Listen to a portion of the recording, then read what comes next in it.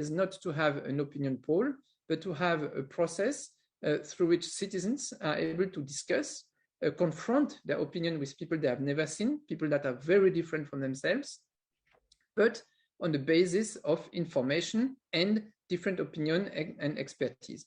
And what we get out of this is what we call the enlightened opinion of citizens, the informed opinion of citizens.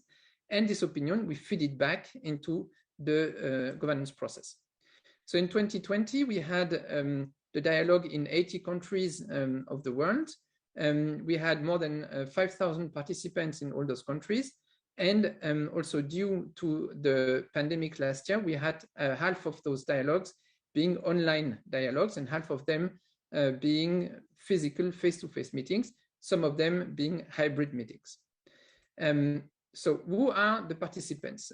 We had participants in terms of gender, which were very diverse, with overrepresentation of youth, because if you take the global level, youth is the biggest group of population.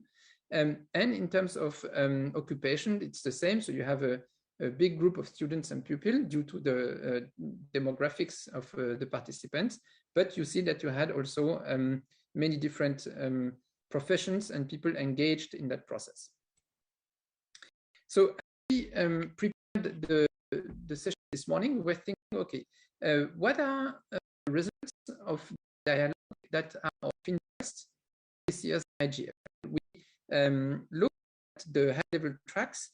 We picked 3 of them. And what I would like to know shortly, before we have a discussion, is to understand, okay, what is being discussed at IGF this year that can be inspired by the results of within. So the track we have picked is the question of the sustainable value and inclusivity. The second one is the question of inclusive and diverse innovation and social responsibility in digital technologies. To illustrate those high tracks, we have that to the results around one of the topic of the dialogue of last year, which was my data, your data, our data. So the question of data society and how do we make it an inclusive process for all citizens. So if we look at some results and we can then discuss them and have an exchange on that, a huge majority of the participants had a view that a data-based economy is equally an opportunity and a threat. So not only an opportunity, not only a threat, but something that we need to work on and to govern, to be inclusive. Then what they said, and participants had a very strong view on their responsibility and their agency on the data they produce. And as you see it, majority of them wanted to make all the decisions by themselves when it came to data, also that of selling the data. And if you look at after the discussion, so this is one of the key elements of such a deliberative process, is that we have citizens that enter a process, gain knowledge, and build their opinion. So we ask them at the end of the day if they have changed their opinion, if something has changed in their mind. What we see here is that for the participants, a huge majority of participants, they have a better understanding of data. And this means for us that the results are then strong in the way that people have taken the time to think about it. And also if we ask them at the end of the session if they will share more or less data, or if they will go on doing the same, we see that a huge majority of participants say that they would share less data. So there is a kind of process that goes in the head of the people. We had another part of the process which is related to the question of inclusion and data economy and inclusive business models. It's the question of disinformation. We asked citizens to consider the 3 main actors in internet governance, so public bodies, private sector, and civil society, and the kind of tools that are being put in place in order to fight disinformation. And we asked them to rate those different tools, those different solutions. So what came out of that is that citizens ranked the highest tool, or the tool being the most impactful and the most urgent, as being education. So that's an interesting view and think that it's the most urgent for participants is not a technical solution, is education. So to tackle the problem by education. But they also say this is what will have the highest impact. And this is for them. We ask them, how is it for public bodies? Is it for public bodies a priority or not a priority to tackle disinformation through education?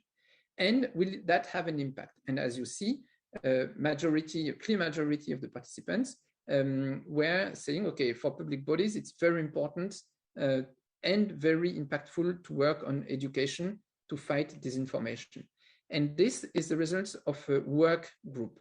So it's not individual results, it's the results of a table of 6 to 8 people discussing and coming to an agreement together, saying, okay, for us as a group, this is the solution. So what you have is a percentage of groups, not the percentage of participants. And this is very important because it's a collective view. It's not an individual view on the question. So for public bodies, very urgent, very impactful. What is interesting is that for civil society, participants consider that it's the same. So education is urgent and will have impact if civil society works on disinformation, tackling disinformation through education. And the same for the private sector.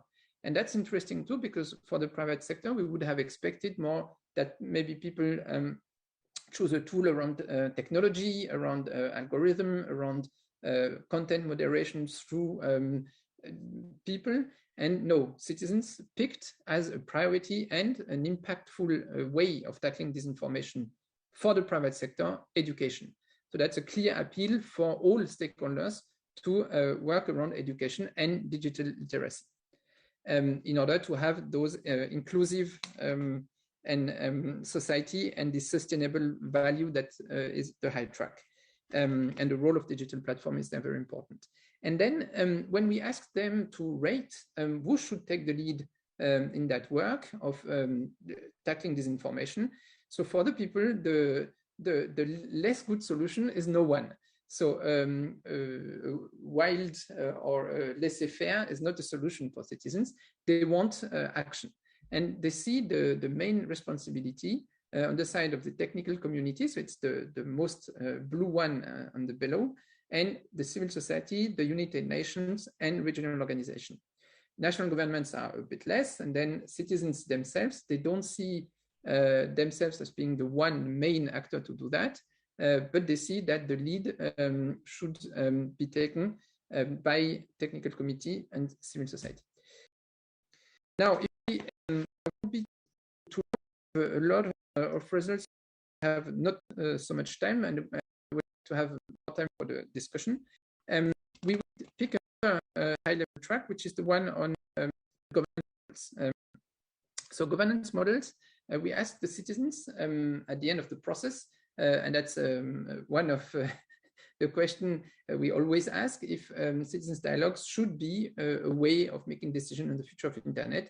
And citizens were strongly, of course, supporting the view that it would be a good thing to do. So, of course, you can say there is a bias because they were through the process, but at the same time, it's a very clear message that citizens want to be engaged in the governance of the internet. And if we ask them now to put that into perspective, who should be included in the decision-making process, they have a strong view that almost everyone should be. So there is no one that is below 50%, and all actors should be engaged into that. But you see that there is a bit of a stronger view for research community and the technical community and other actors to be engaged in that. So a multi-stakeholder model is very supported by citizens. Then we asked also them to rate as groups which is the best level to take decision, and they clearly see that there is a priority for the global level. So IGF and global IGF is a very relevant place for them to take decisions. but they have a slight different views on the different kinds of decision making. And if we look at that, the question of, for example, on disinformation, on data, they sit more at the local level. And this is due to the fact that, of course, they said the content is in local languages. So disinformation is also a more local question. But if we look at topics like environment or internet governance itself, they see it more global thing. Artificial intelligence was ranked the highest as a governance topic for the global level. So, and this is what we asked when we had the session on artificial intelligence, and we asked them if it would be important to hire an AI ethicist, and it felt to us that it's relevant and interesting when we discuss the governance model to promote inclusive and diverse business models, that many business models now are going to be based on artificial intelligence, and that for citizens, one of the key while developing business models based on artificial intelligence is that there should be an ethic point of view on that topic within the organizations that are developing such models. So I say a word on the next steps, what we are preparing at the moment, and then we can open the floor and have a discussion. And we have 2-3 guests today that I would like to give the floor to before we open the discussion. But we are working on a plan towards 2025. Our idea is to understand how we connect the process to the global internet governance process while thinking about 2025 and the next cycle of internet governance. We are coordinating global activities, we are supporting national activities, and we are engaging internet governance to understand how we can push for that idea that citizens have a view, have a say on the internet governance if we have the good tools to do that. So I will stop now the presentation, and I'd like to give the word to Louis Pouzin, who is with us today. And Louis, I know that you have read the report, that you have thought about the results, and I'd like to have your feedback, your feeling about that process and its results.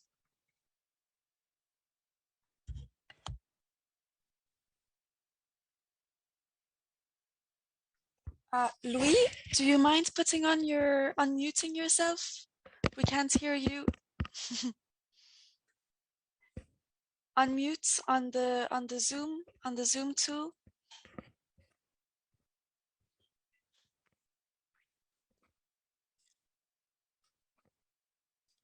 Sorry. Voilà, it's okay. Brilliant. What is okay? Le son, tu n'avais pas le son. Ah bon, okay. So now apparently I have the sound, but you have the sound too? Hello, you're Maria Tazi. Yes, hi, hello Louis, we have the sound and we hear you loud and clear. All right. So I had the intention to talk about what we are doing now, not to go back to the things we've done several years ago. But at the moment, we're involved in RINA. Have you heard of RINA? Not at all. Okay. RINA means recursive internetwork architecture. If you can see it, I'm not sure the leaflet is the opposite. It's called RINA. This is a totally new architecture, which had been created actually 10 years ago by one of our colleagues, an American colleague called John Day. John Day has done a remarkable work of define a new architecture for internet. At the moment, when you work with TCP, for example, well, you have the ability to dispatch what you're doing around the world, that's fine. But on the other hand, what you're dispatching is only a one language, or at least one text or one document that can be received by everyone, but it's the only one they can receive at the same time. In other words, it's a system which provides for a sort of unique capacity for dispatching many things, but not at the same time. So what we have done, what Jean-Day has done, is to create something which looks similar to TCP, but completely different. In the sense that we have in RINA the ability to have a multiplicity of channels, so that you can send information which can be received by a large population, and everyone can select or choose the particular channel they want. It's a little bit like the radio. Louis, thank you for the RINA. I suppose you will be presenting that also at the booth you have at IGF. But I wanted more to ask you about your feeling and your feedback on the process of With the Internet. You have talked with Maria and discussed the With the Internet process and the way of engaging citizens. And I wanted to have your feedback on that. What was striking for you in the results of With the Internet? I'm not sure I understood your various aspects, your various points. First, do you want me to repeat a number of things, or to go be more precise for RINA, or what? No, I wanted to see if you want to react on With the Internet and the process of the citizens' dialogue. I'm sorry, I make it a bit louder for you. Right, process of citizen dialogue. That means that the process of citizen dialogue, I think it's a mixture of having first an architecture which allows a multiplicity of groups or of individuals to communicate with other groups or other individuals. That's not exactly what we have at the moment on TCP. And the next thing is the ability to create new groups, which can be first independent from ICANN, dependent from the ones that are delegated by ICANN, and they can have exactly the same services they have on the internet, but they can be in different languages, and they can also be in different code if you want to make it either encrypted or not. Okay, so thank you, Louis, for your feedback. Maria, do we have other from our partners that wanted to maybe give the floor on the list? Maybe Stephen is here, and Stephen McCarthy is actually one of our partners in Ireland, and he was able to implement a citizens dialogue in Dublin, if I recall. Maybe Stephen, very quickly, you could tell us how that went, and maybe remind us what were the key findings that came out from that dialogue. It's Maria, thanks for the floor. I think the event we had was fantastic. Providing that space for for citizens to speak and have their say on a very important topic. I think the key finding was citizens need more of these kind of opportunities, particularly to have their voice heard further. And I think the across the board, I think we heard a lot of different types of citizens speak. Be very glad to organize another one. I think the appetite is there. So thank you, Stephen. I'd like to see now if from the room in Katowice or in the room online, you have some questions, feedback, things that struck you, or where you are wondering, okay, what's about that, and if we can have that discussion.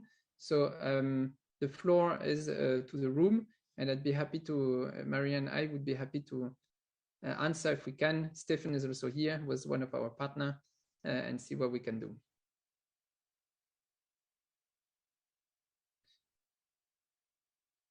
Yes, Liberty.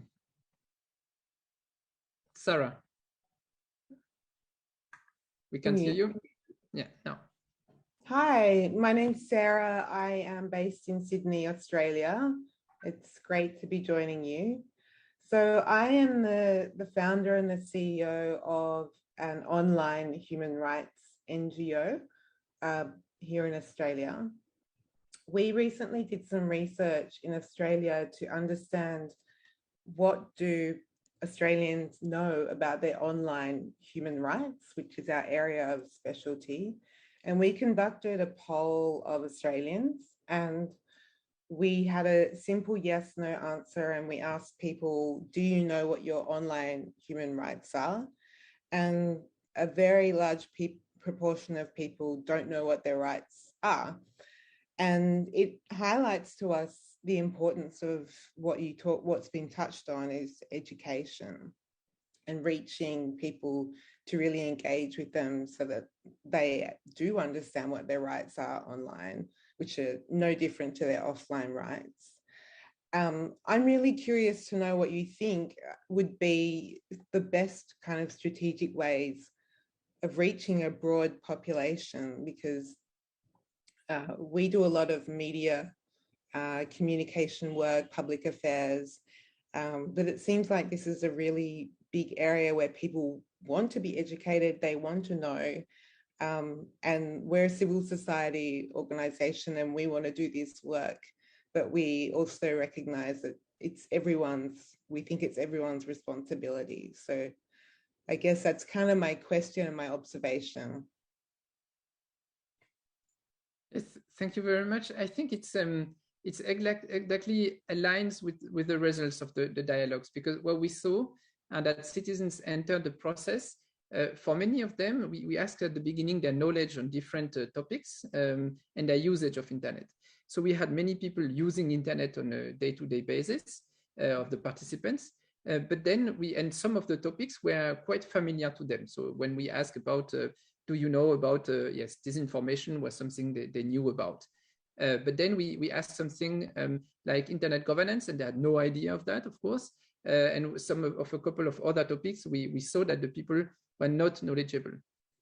And then they entered that discussion, got that information, and we can share also, of course, the material. So we had produced short videos, each of them in the local language of the country, to explain the stakes of those topics and also the concepts in a very easy way. So it's in itself an education process so that people could go through it and understand better.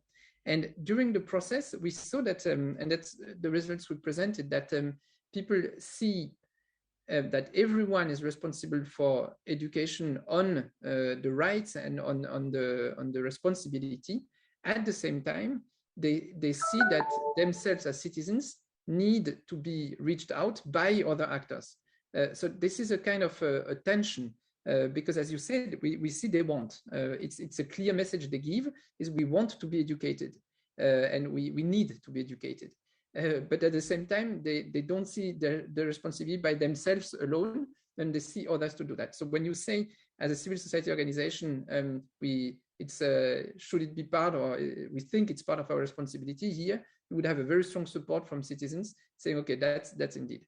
Now, your 1 million question, how? That's a good one, because here I can only tell what we have as results, that citizens said we need more literacy and internet literacy.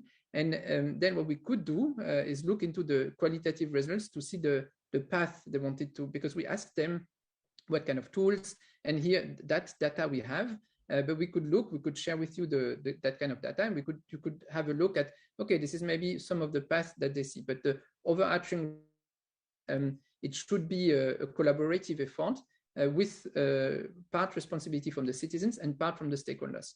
I don't know, Stefan, if you want to add on that on the on your. Yes, thanks, Antoine. Yeah, I think one other thing that came up during the Irish results, and it's a great question. I think also maybe embedding these kind of topics into the curriculum of both primary schools, secondary schools, and also university level. So at a university level, I know I'm a lecturer in University College Cork, and we do talk about these topics, but it seems quite late in the person's education to start learning about these topics. So I think embedding it from an early age, that was definitely something that came out quite strongly. I think there's a lot to be said for it. It's a very good question. Thank you. Great answers. Thank you. And so other questions from the group around the results, around the process?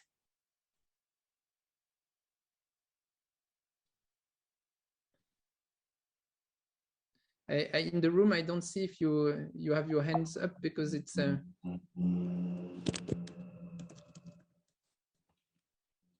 don't see no one in the room. Okay.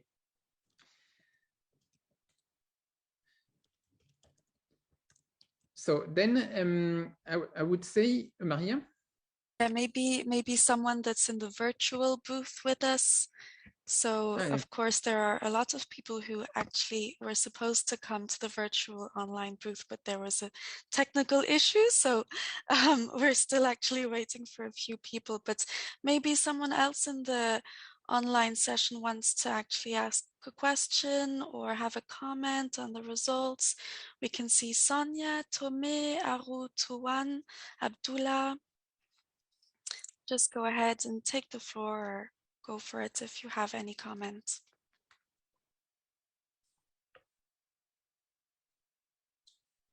There is someone in the room.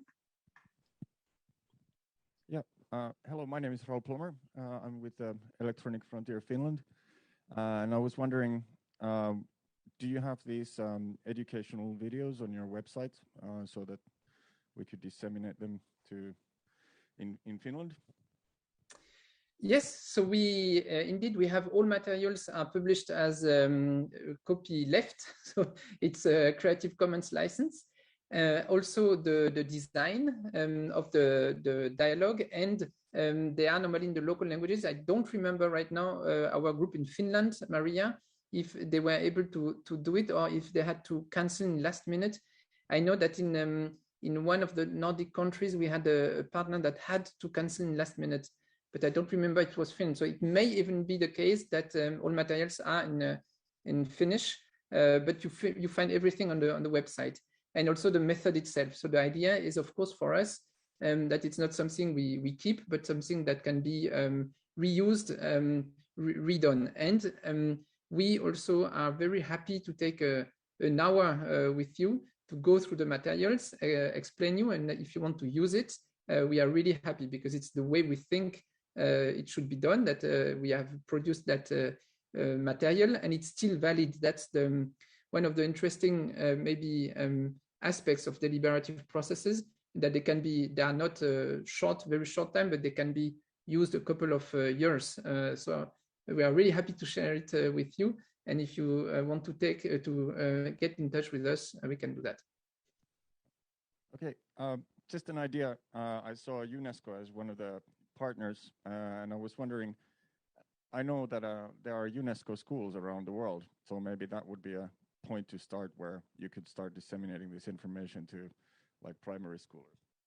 Yeah, very, very good point. We tried to stand with the field offices of UNESCO. We had started that cooperation, and but then of course the schools are a very good point. So thank you for that point. We also had the idea, but this year it's less on the top priority to work with the Goethe Center all over the world. They have a very good coverage, but that's something we want to explore. Of course, those networks of also the network of libraries are very important partners. But thank you for the advice. We can do this.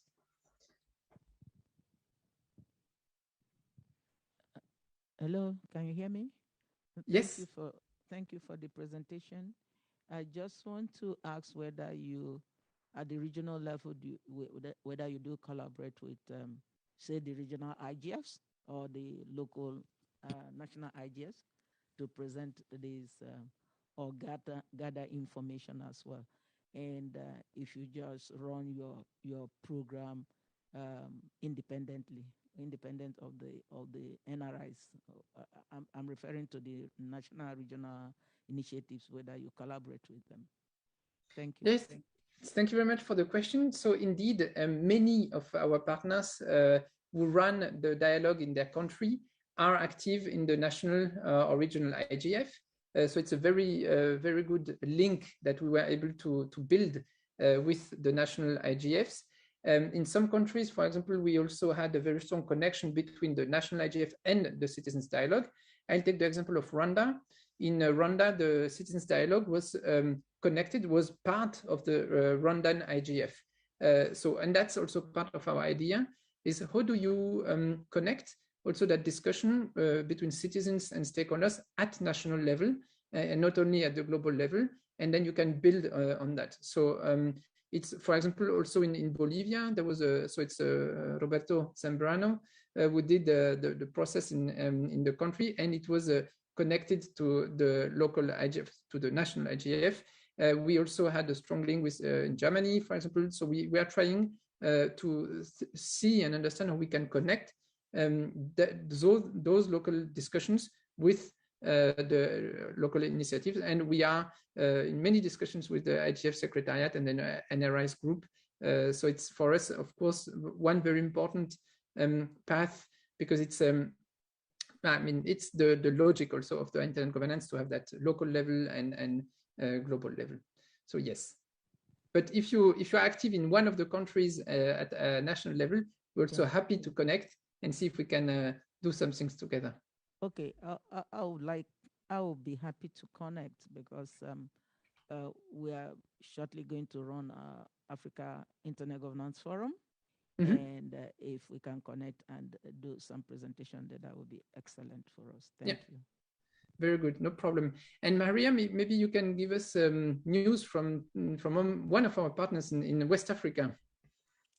Yes, actually, we've received very good news lately. That one of our partners in Benin has actually wanted to relaunch a citizens dialogue now in December. So it's going to be held in a few weeks' time, I think on the 17th of December, so in practically 10 days, around data protection and Beninese data protection. So we're very much looking forward to their findings and their results. And this dialogue in Benin has actually also led to another dialogue that's going to be held the day after in Burkina Faso.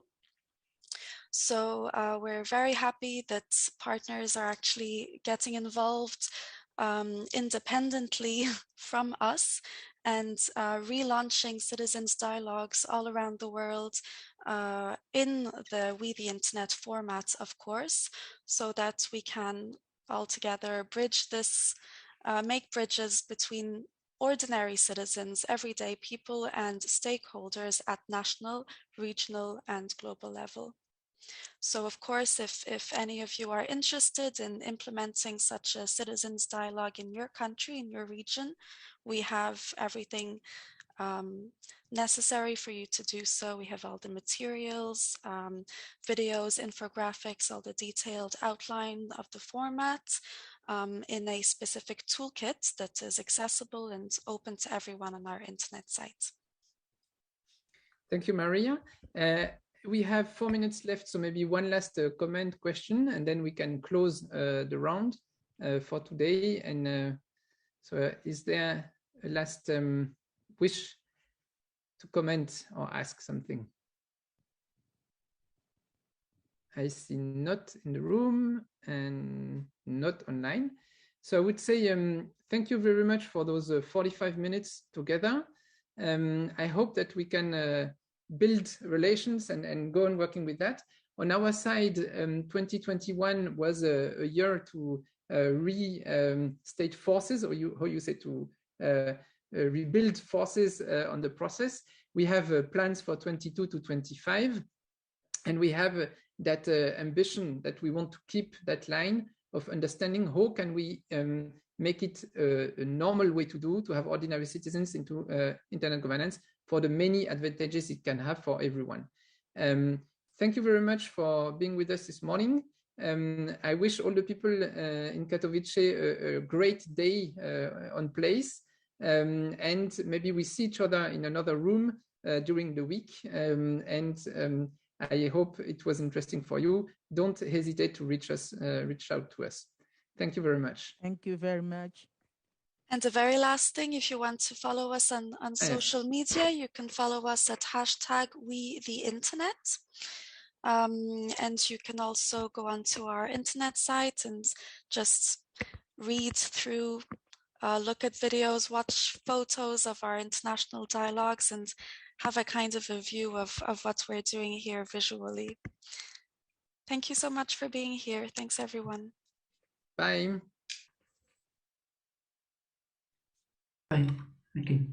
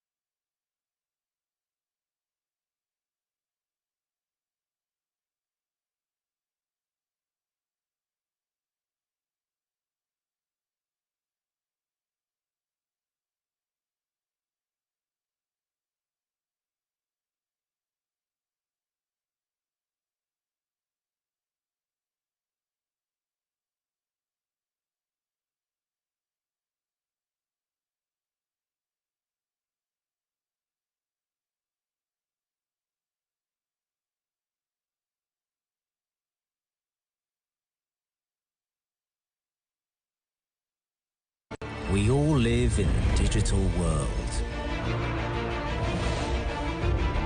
We all need it to be open and safe. We all want to trust. And to be trusted. We all despise control. And desire freedom. We are all united.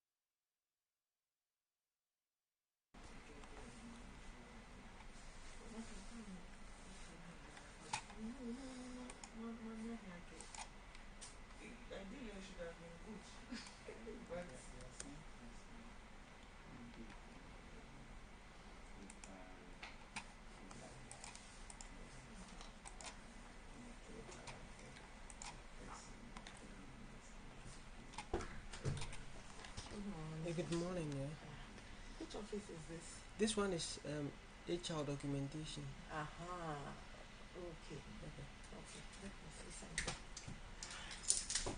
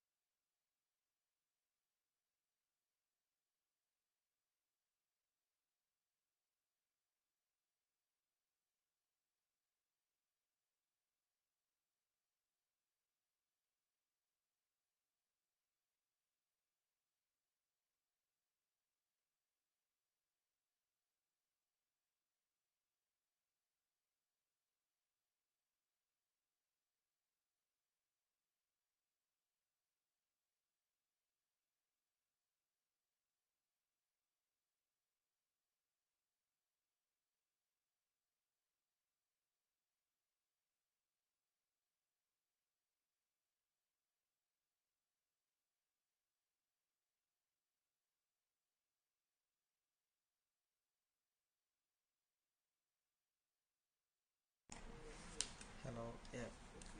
Good morning. Good morning to you. Please, my name is Obi, and we want to wait for like some 5 minutes to see if this session can be start. Good morning to you all, and once again, this is a section for the rising of techno-tourism when the employment of technology is an enabler of human rights abuses. And we have the Data Privacy Brazil Research Association on this, and we have also the Data Privacy Latin America on this. That's a civil society. So let's wait to see if we can get the people who will be giving us the insight of this section. Thank you.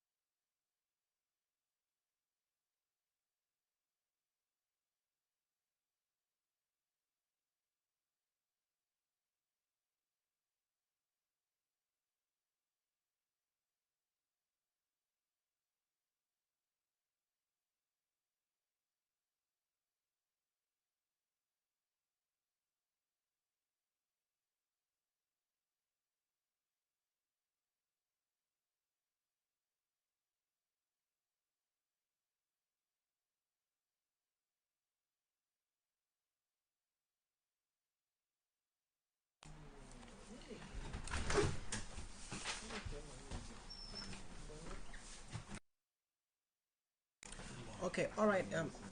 Good morning, Raphael. I can see you part of the speakers for the organizers for this section. So since we are far behind time, can you start with us?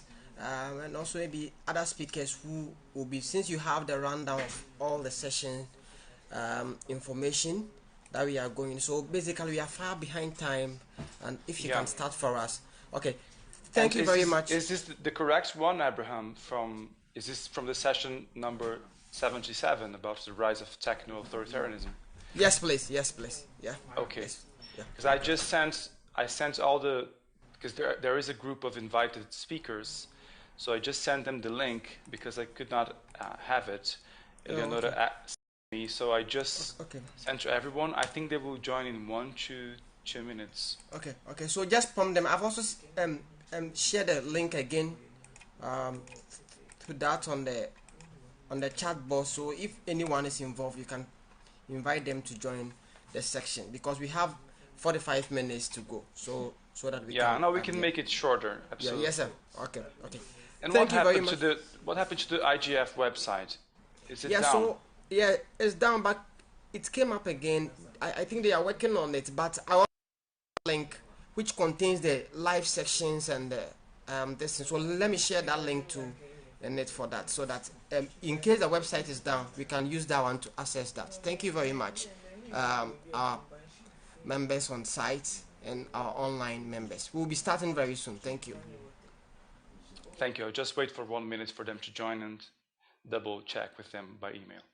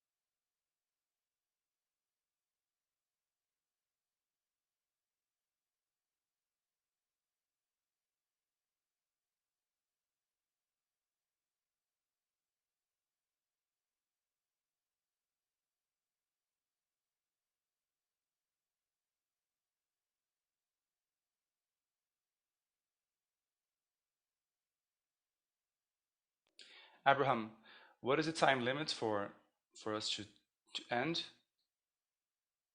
Okay, I think basically we were given I think 9:30 to 10:45 UTC. So maybe let's get the speakers engaging. Maybe we can at least extend maybe basically on the time that we have to start, because I think there is a problem with the IGF website, so maybe it can also delay some certain aspect of that. Great. So I see Khadija is always also here. Hi, Khadija. Hi. Somehow I didn't have any trouble logging in. I think I was one of the first people here. I just I got the link yesterday and I just added it to my calendar. Also, it works for you. Yeah. Yeah. Sorry for that, Khadija. No, it's okay. Didn't work for us.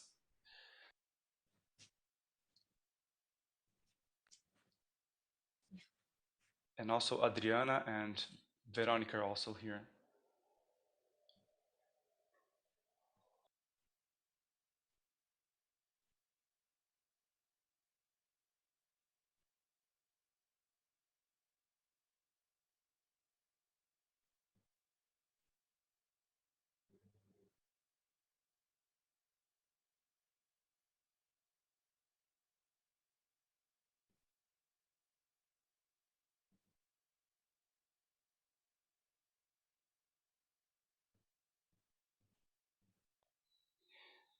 Khadija, as you saw by the email I sent to all the other invited guests the link so they can join. And I hope some of them can join. I know Caitlin already wrote me saying she will not be able to join, Tavin as well. But I will introduce, and we can take advantage of the fact that you are here and others, and we can engage the conversation. It would be great to hear as well. So good morning to everyone. My name is Rafael Zanata. I'm the executive director of Data Privacy Brazil Research Association, who is a non-profit organization based in São Paulo. And we are a part of the digital rights community in Brazil. We are part of the coalition Rights on the Network, which has more than 50 members in Brazil, working with the agenda of expanding and affirming digital rights in Brazil and working in the intersection between data protection, fundamental rights, and new technologies. This conversation about the rising of techno-authoritarianism is connected to one project that has been conducted for more than 1 year about the intrinsic connection between the deployment of new technologies such as interoperability of personal data by the government, the use of new technologies such as facial recognition technologies or digital IDs, and how it is sometimes attached to authoritarian practices that are occurring within democracies. And the biggest challenge of this project, which was conducted together with the Brazilian Bar Association and the Center for Authoritarianism and Liberty in Brazil, was to understand the complexity of these practices when they are also occurring within democracies. So the idea of the project was not to label some countries as democratic or authoritarian, but rather to understand and investigate the complexities of these practices that are using technology, and more specifically personal data in the deployment of new technologies in many fields, such as security policies or cash transfer policies or many other policies that are being developed in the past years in countries such as Brazil. The project was basically localized in Brazil, but we had the opportunity of discussing the same problem of techno-authoritarianism in different countries. That's why in July, I suppose, we had that meeting at the RightsCon conference, in which we had participants from many other countries sharing their experiences and talking about this relationship between how the deployment of new technologies by governments that can be authoritarian might present new challenges to fundamental rights, and how can civil society react to this set of problems. We had a brilliant conversation in July, and a report was published at the data privacy website. And this was envisioned as somehow like a follow-up conversation to understand what had happened during this year. Of course, the pandemic has affected immensely the problems of techno-authoritarianism because of the pandemics and the need to fight COVID and to use new technologies such as contact tracing technologies or technologies to monitor and understand the patterns of localization of citizens and how they were moving from one place to another, or if they were using the masks or not, or if they were being vaccinated or not.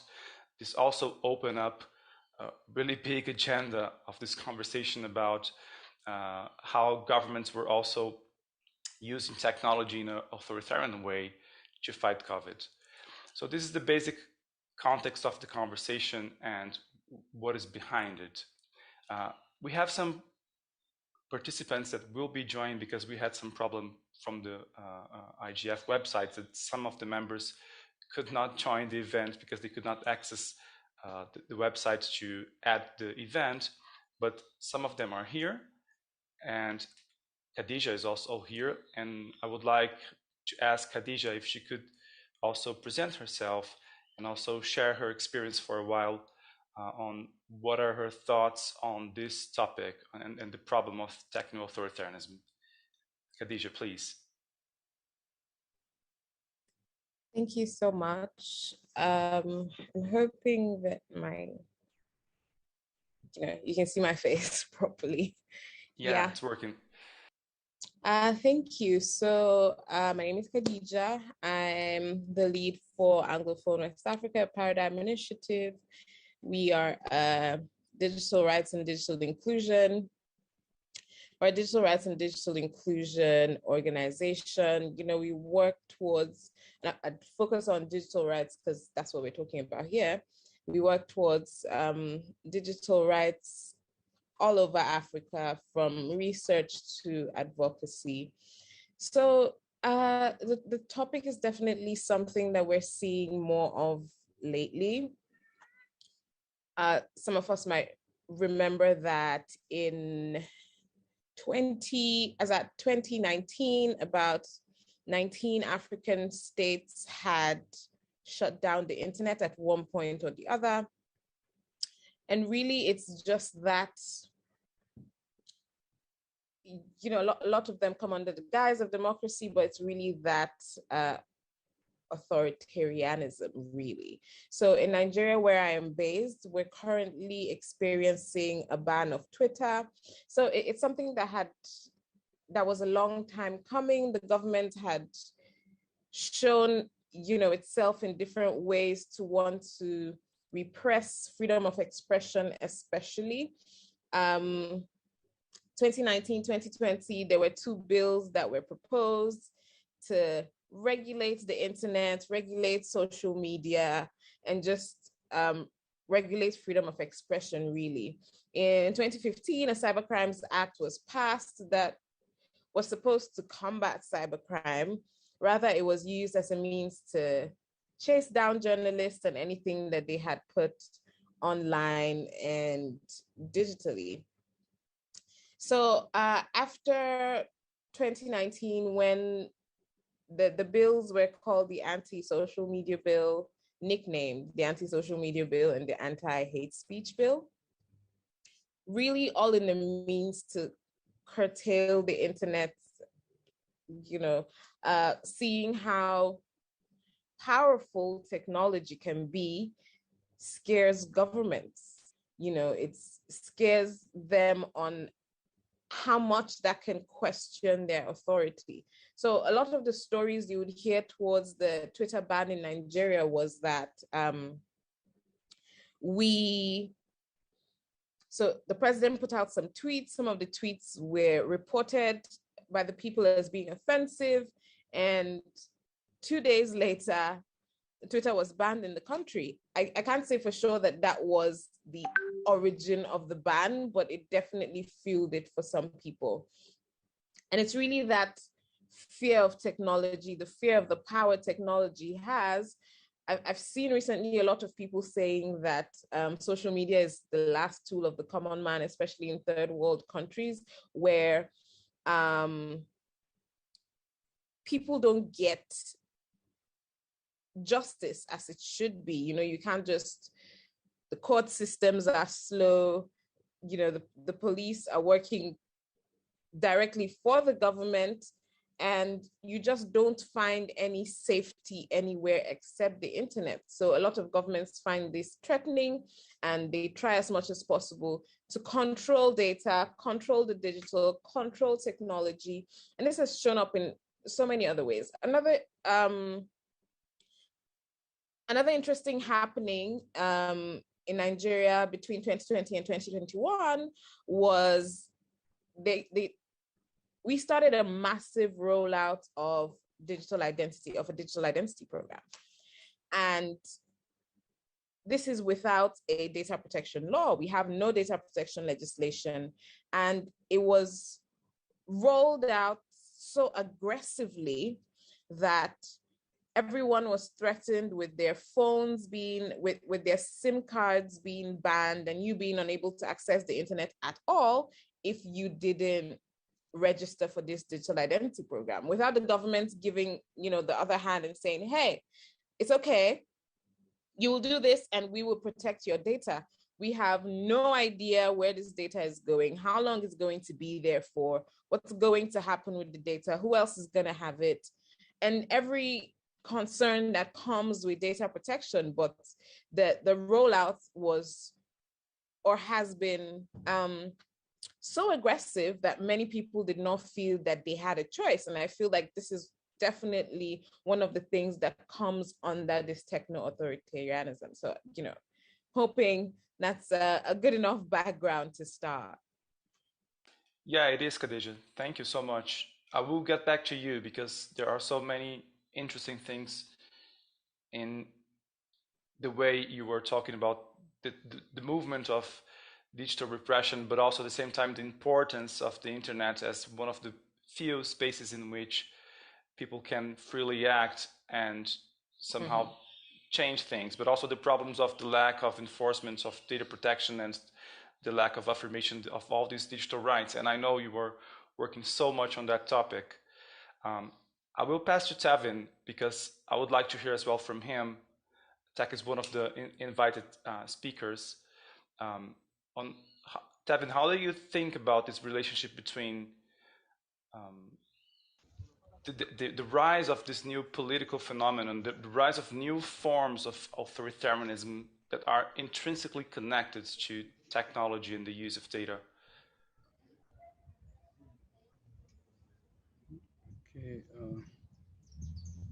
Hello, everyone. First of all, my apologies for coming late. Currently in Kenya, we have something called the Kenya Innovation Week. So that's where most of my time is, but you can also join that online if you're interested in. So on to your question, or please just repeat the question again. I've kind of come in the middle of everything. Sure, I was asking, because you are a digital rights activist working in Kenya and working with a coalition of many other activists. And we are discussing the problem of how sometimes the use of personal data or the use of technology is intrinsically connected to new forms of authoritarian practices that can occur in our societies and governments. And how is your reality in Kenya, and how do you see the threats of authoritarianism that are sometimes connected to the use of technology? I think I'll just give a case example of our digital ID system, because when Kenya first, allow me to introduce myself. My name is Tevin Mwenda. I work as a data protection fellow at Kiktanet.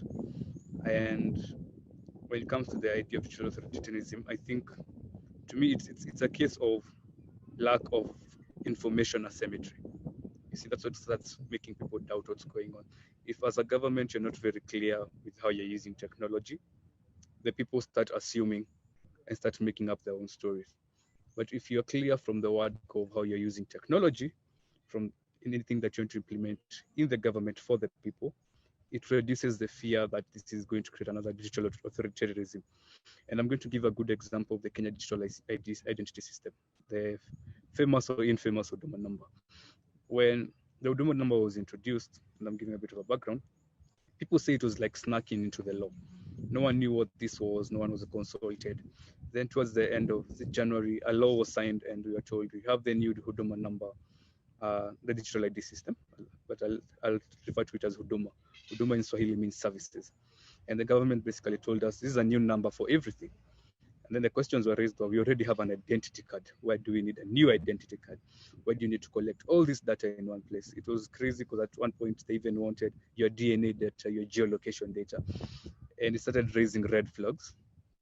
Like, what is happening? Are you creating a new system where you have all this data on your people that now might create massive surveillance?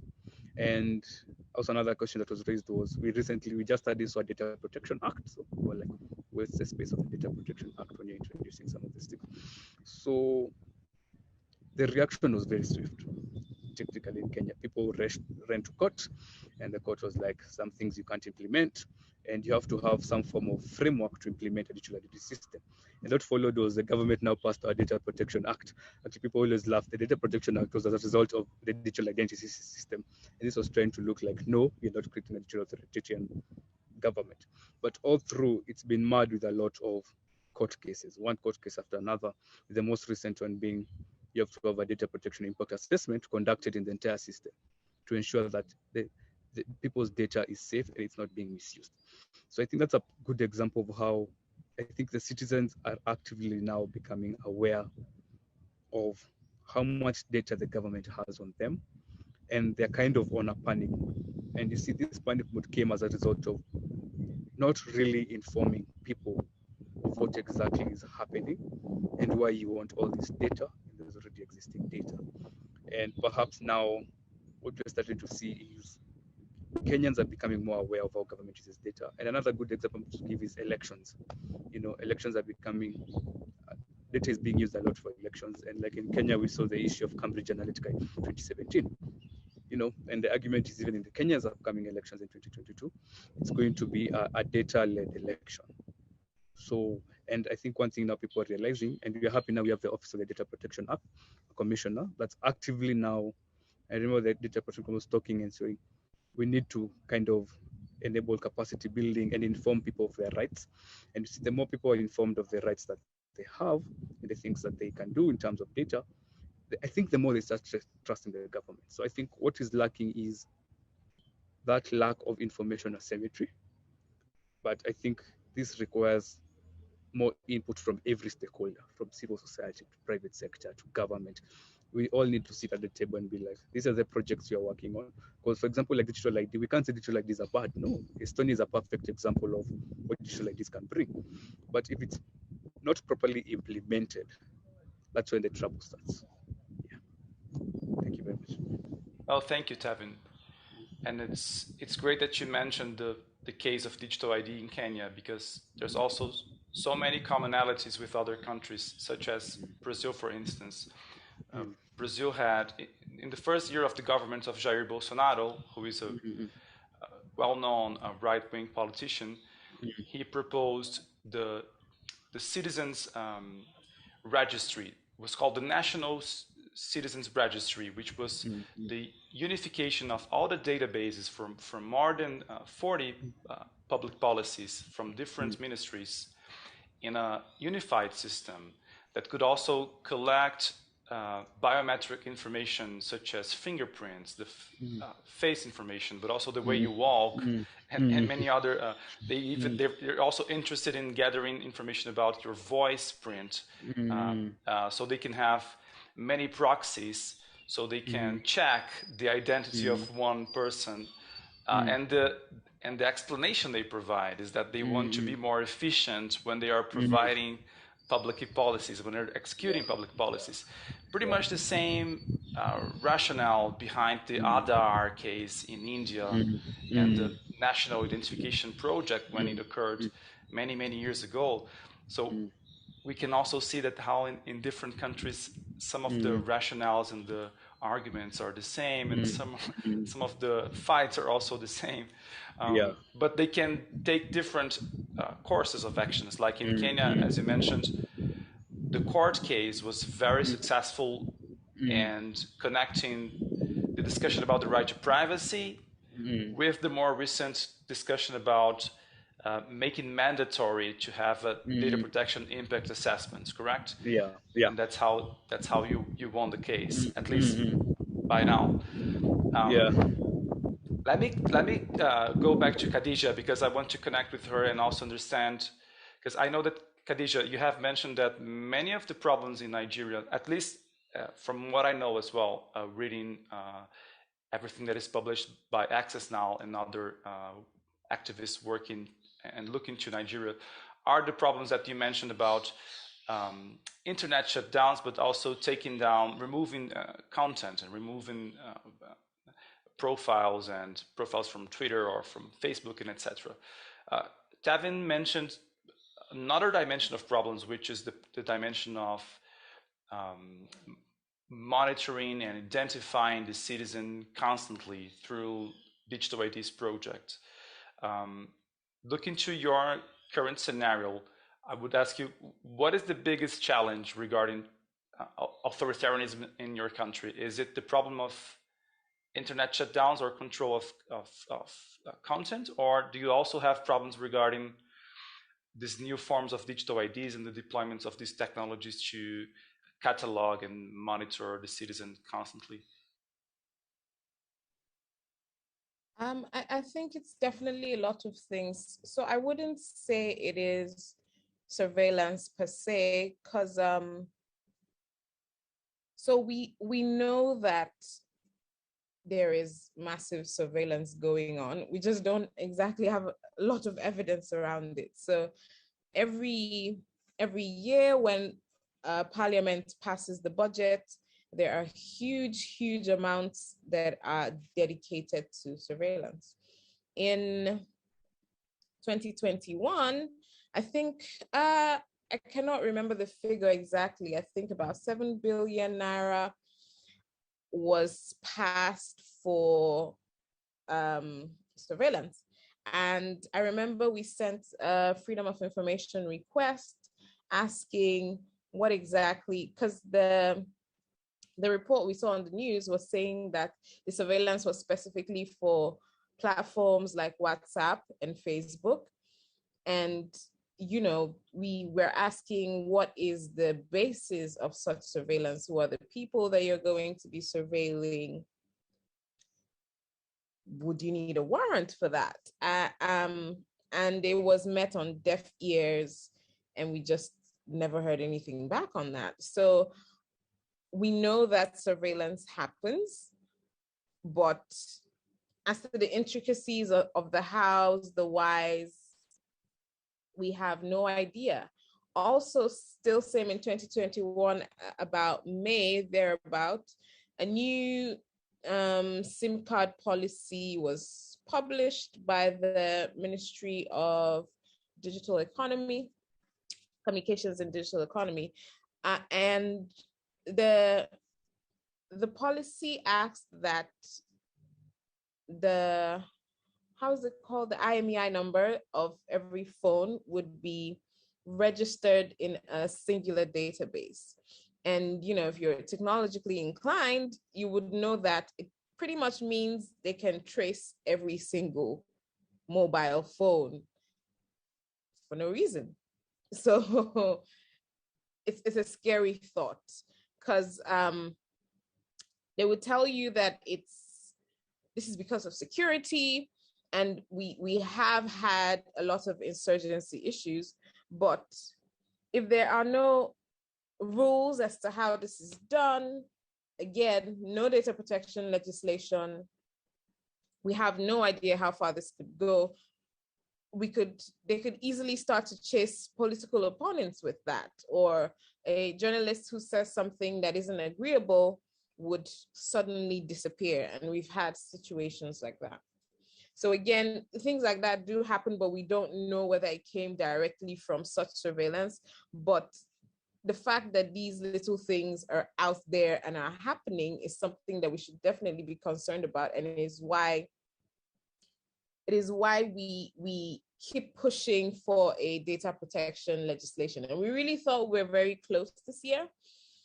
Last year, there was a draft bill. We made a lot of input into it. And then in November of this year, the federal government calls for consultants to draft a new bill. So this would be the fourth attempt at a data protection bill. And for whatever reason, it just never goes on.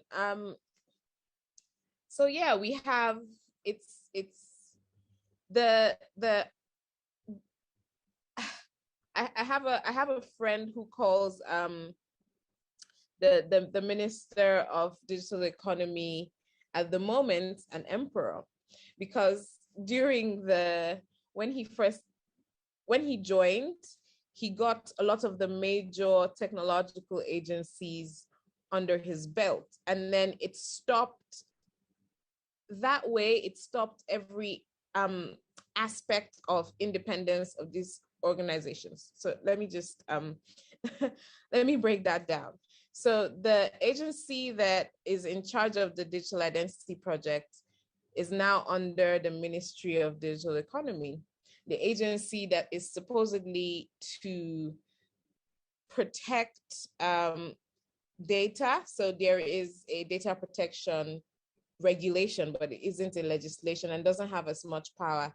That agency is under the same ministry. So the National Communications Commission, those in charge of telecommunications and all of that, are also under the same ministry. So everything under technology is pretty much under the same person, under the same umbrella. So it's all very politically inclined. All their policies are always in line.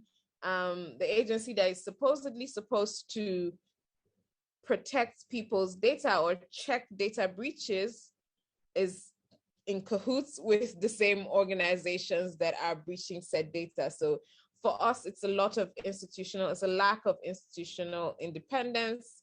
As such, there can be no enforcement of whatever regulation there is. So we're really just here waiting on an actual legislation that would allow us to be able to go to courts and enforce some of these rights. So we don't exactly have what Kenya had with being able to go to court in that way. So a lot of what we would do would be taking from different laws to imply the rights to privacy. So the Constitution gives the rights to privacy, but it specifies telephone communications and something about your household. So this Constitution was written in 1999. So it's very outdated as to what privacy looks like today. You know, I imagine they didn't imagine what the internet would look like in 2021. So, you know, it's also the lack of laws, the lack of institutional independence, the surveillance. I could go on and on. The problems just, they go on.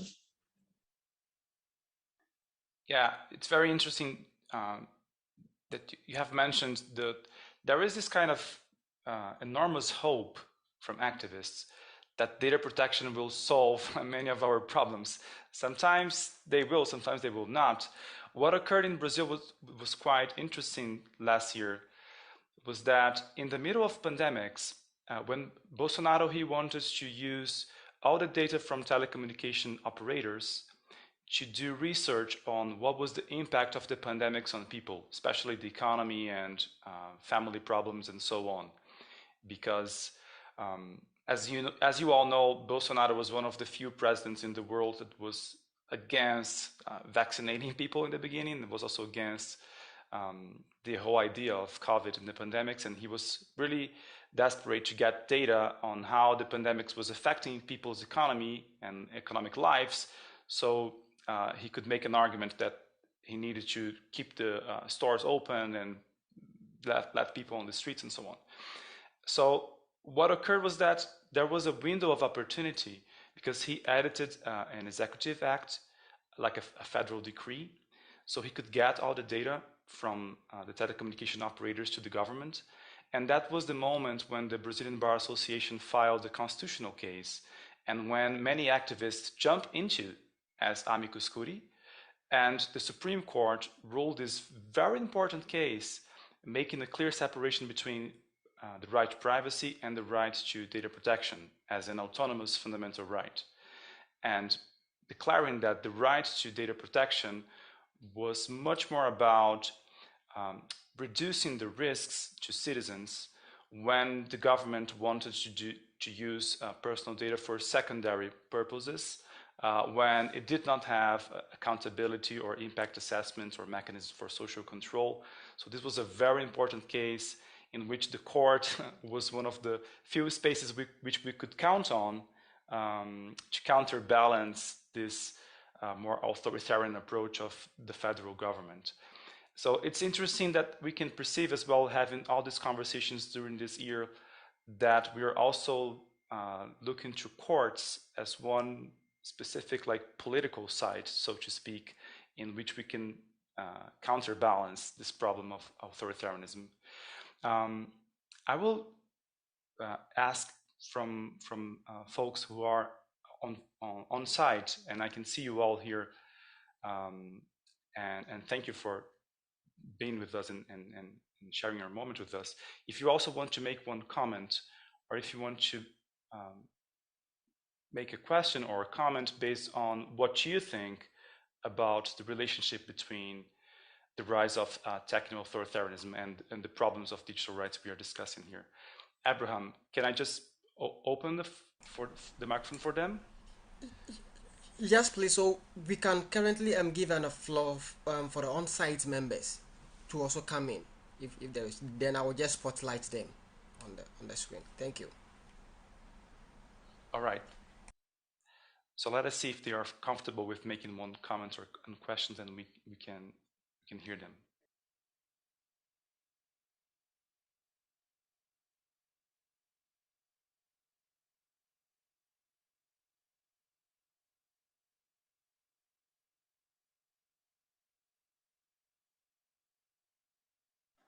Hi, Rafael. Hi, Khadija. Hi, Tevin. I'm Vladimir Cortez from Article 19 from the Office of Mexico and Central America. And I was listening to Khadija and what she was like mentioning about this same registration and email registration. And it just like gets in connection of what we are seeing in Mexico. Just recently, they passed this bill, this legislation to also create this same registration, but now they are including biometric data.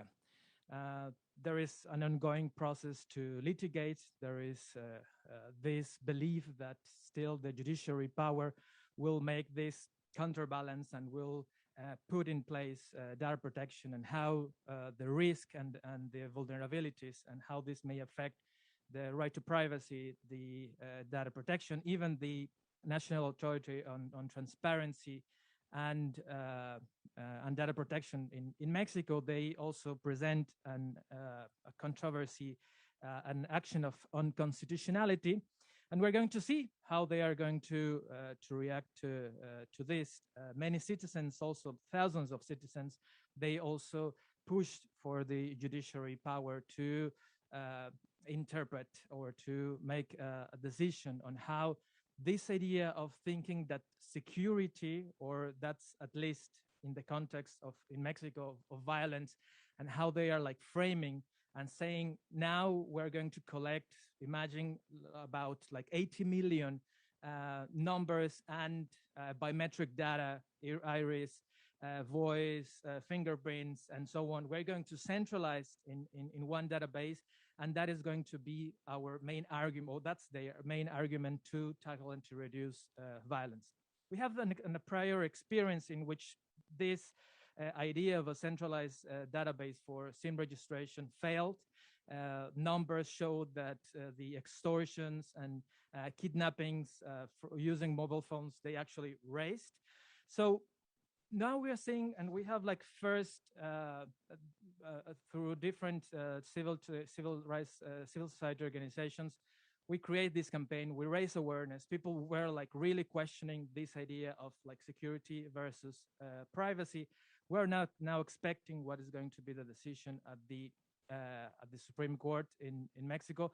And my question for Khadija and perhaps to the others, it's like, is it just like thinking that the judiciary power is the only way in which we still believe there is a way to protect human rights, a way to protect privacy, or we should also like start preventing? And because I'm seeing this in Nigeria, but perhaps that's going to be somewhere else, if there are like other routes, other ways of like connecting and raising awareness in one way, but perhaps like thinking also in other different ways to try to reduce this techno-authoritarianism wave that we're seeing in Latin America, but I think we're going to see in the rest of the world, and as emerging technologies are coming up. Thank you very much.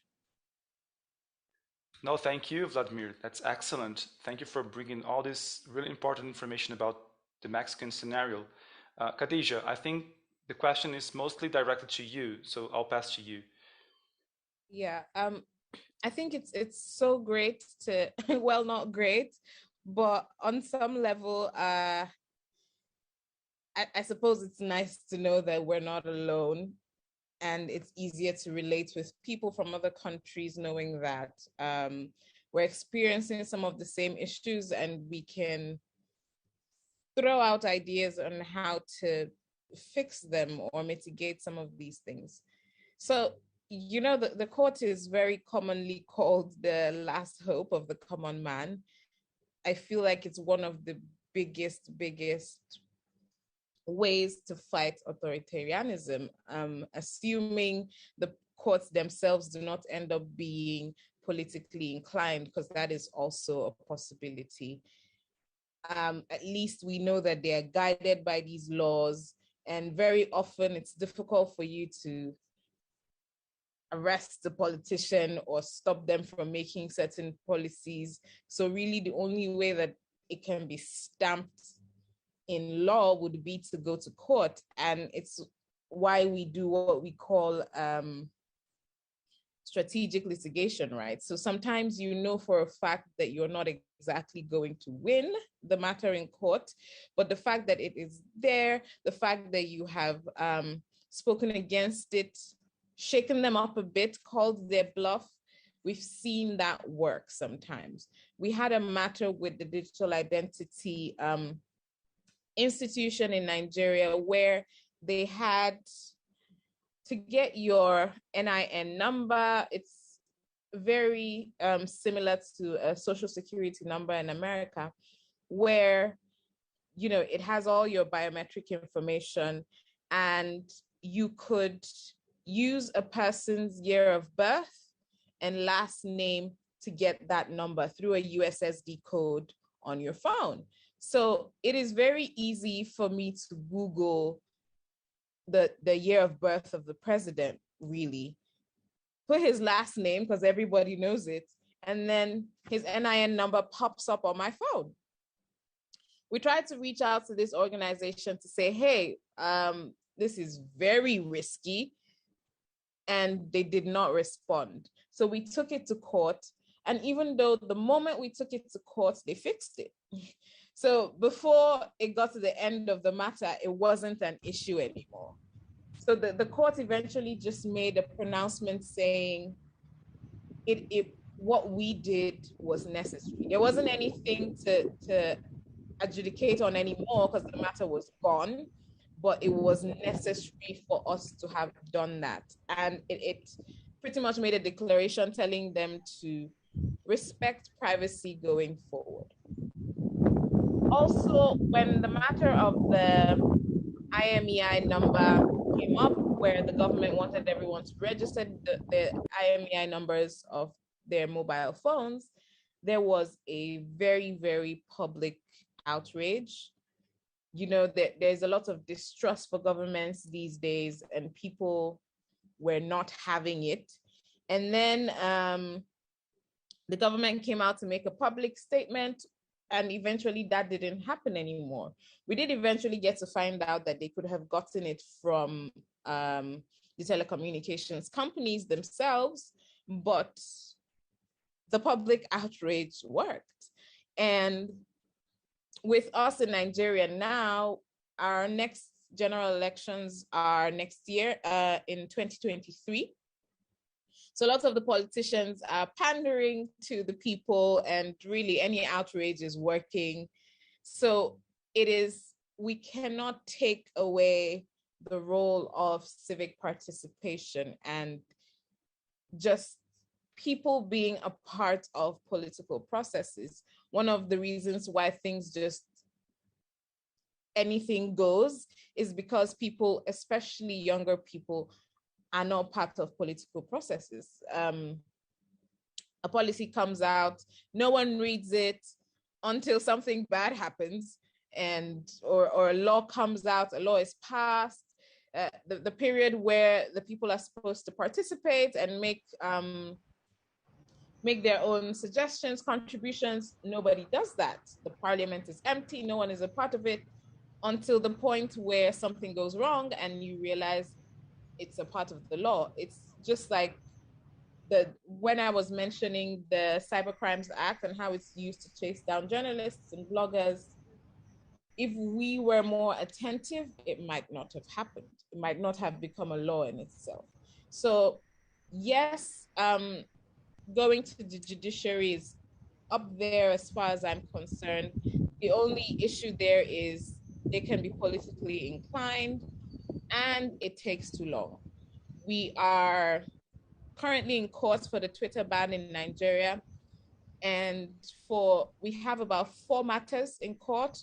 One where we sued the telecommunications companies, one where we sued the federal government, one where we're in the regional courts with ECOWAS. And a lot of these matters have not even been heard. We've not even opened, it took us about 2 months to get a date for hearing. The hearing dates, the judge was not around, and now it has been pushed to January. So before we could possibly get justice, a lot of damage would have been done. But ordinarily, in the best case scenario, the judiciary is and should be the last hope of the common man. But before then, the next best thing for me is civic participation. So yeah, hoping that that was clear enough.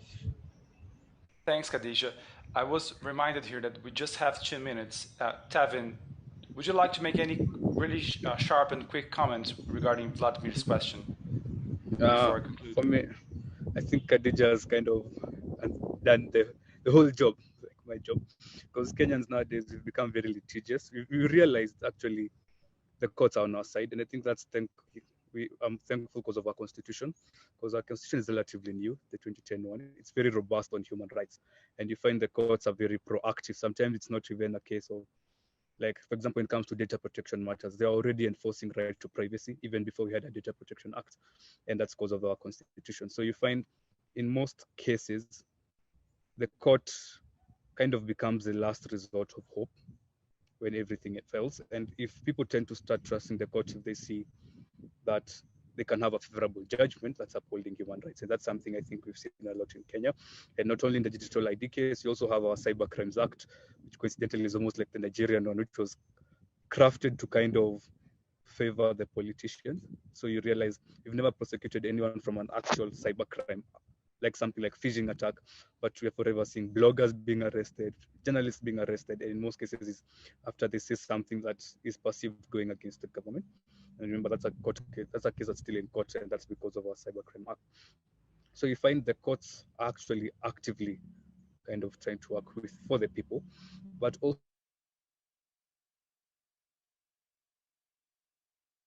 in what she's talked about, I think there's an obligation for people to laws.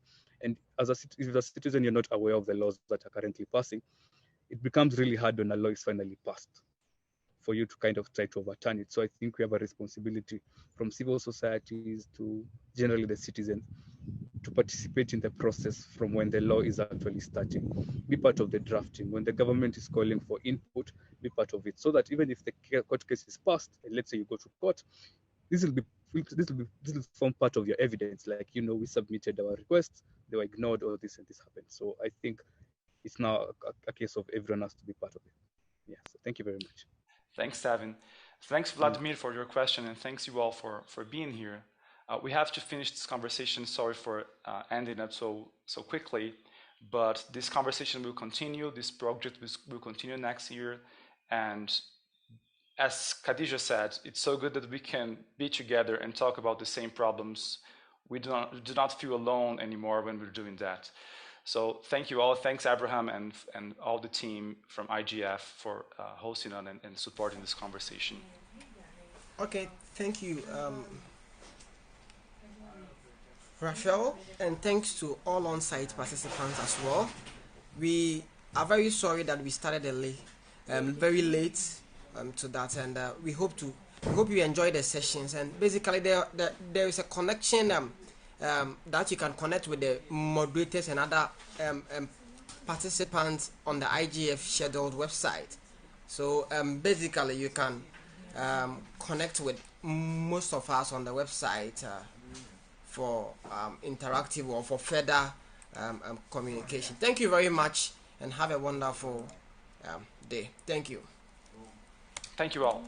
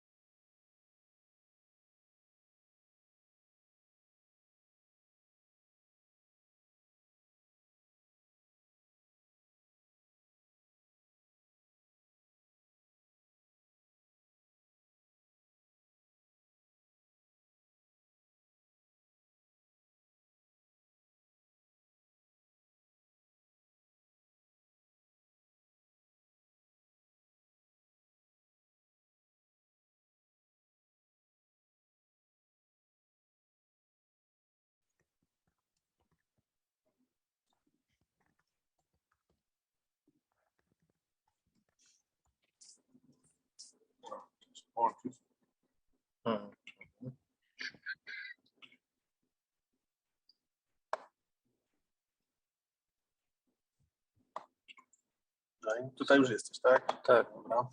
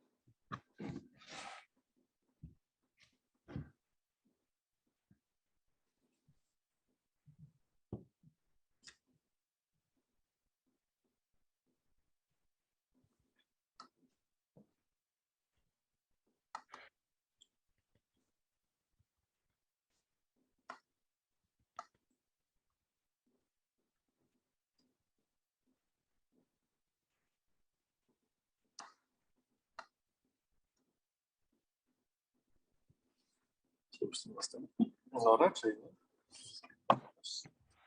No nie ma też.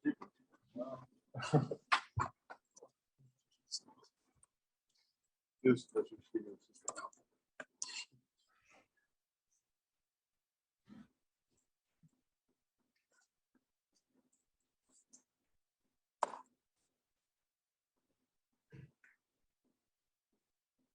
Fajny jest ten catering cały, no. Na dole. Tak? Nie byłem. Kurwa, wszystko jest na kuchni. Tak? Muszelki, no muszelki. A ja się nie amerykańskie, burgery. Swojskie, dżem ze świni. Swojskie kiełbasy. Na szczycie klimatycznym to było tylko dla VIP-ów, a teraz jest dla wszystkich. No i bardzo dobrze, bo tyle jest zamówione, że pewnie... No, 5 minut. Nie no, żeby ten wypadł.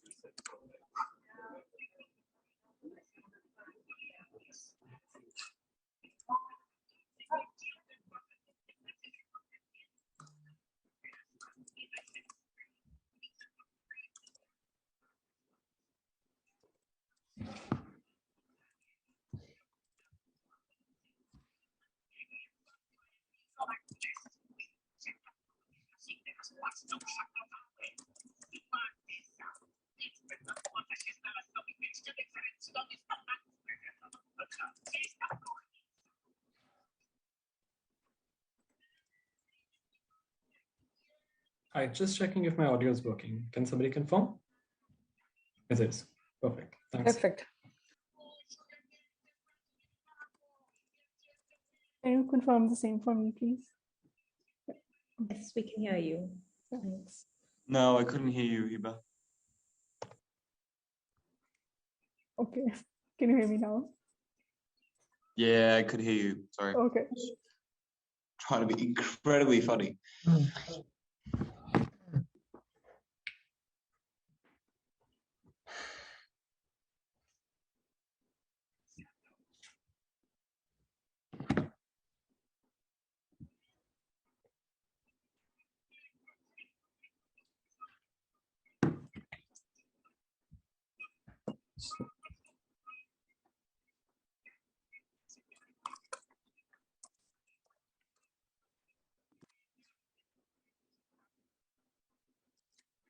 To jest tłumaczenie na jaki język? No jest. Ale to pewnie ten, na co piszecie. No niech się edituje. 5 minut do końca. Idealnie.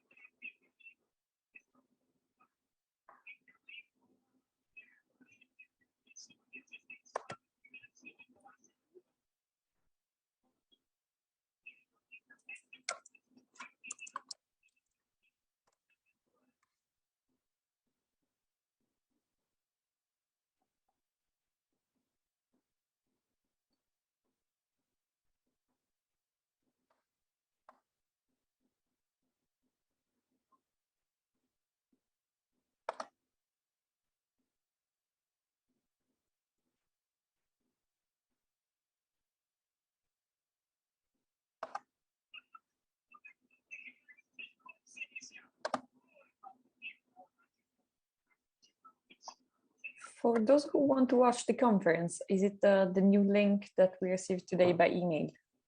The Collective Vibe IGF 2021. I'm not sure. The website seems to be back up, so there's no reason we shouldn't be able to log in using the website interface itself.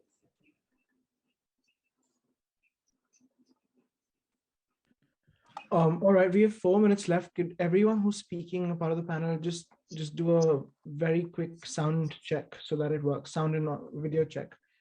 I hope I'm audible. Yes, right. you are. Sanskruti, you can go ahead after me. Yes, can you hear me clearly? Loud and clear.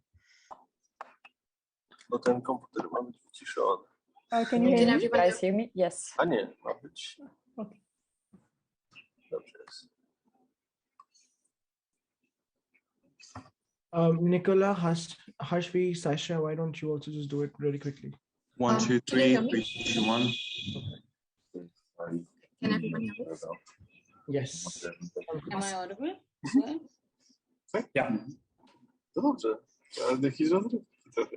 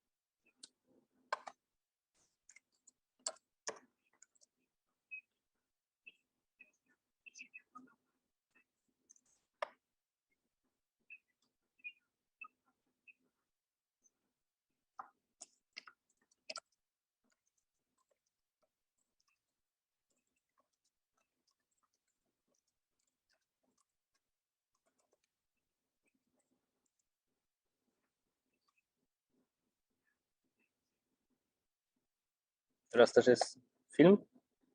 To intro? Tak, za minutę. Okay. O, 28 sekund.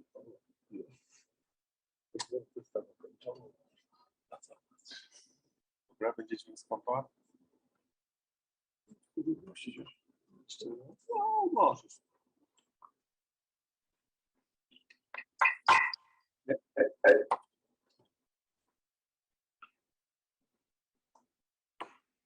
Już mam.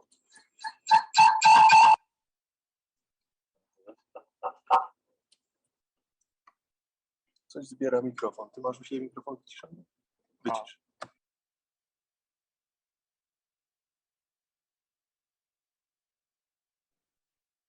Are we good to start?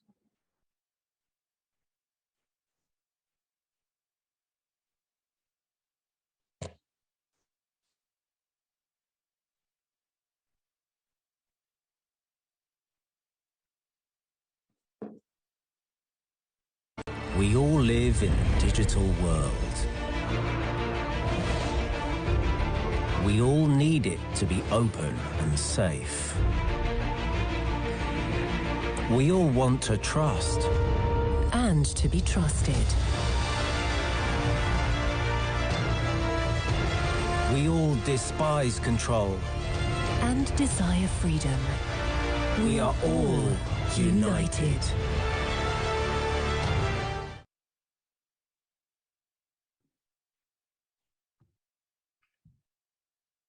The internet has started to perceptibly shift from its inherent open origins to an entity restricted by sovereign, nationalistic, and exclusionary concerns.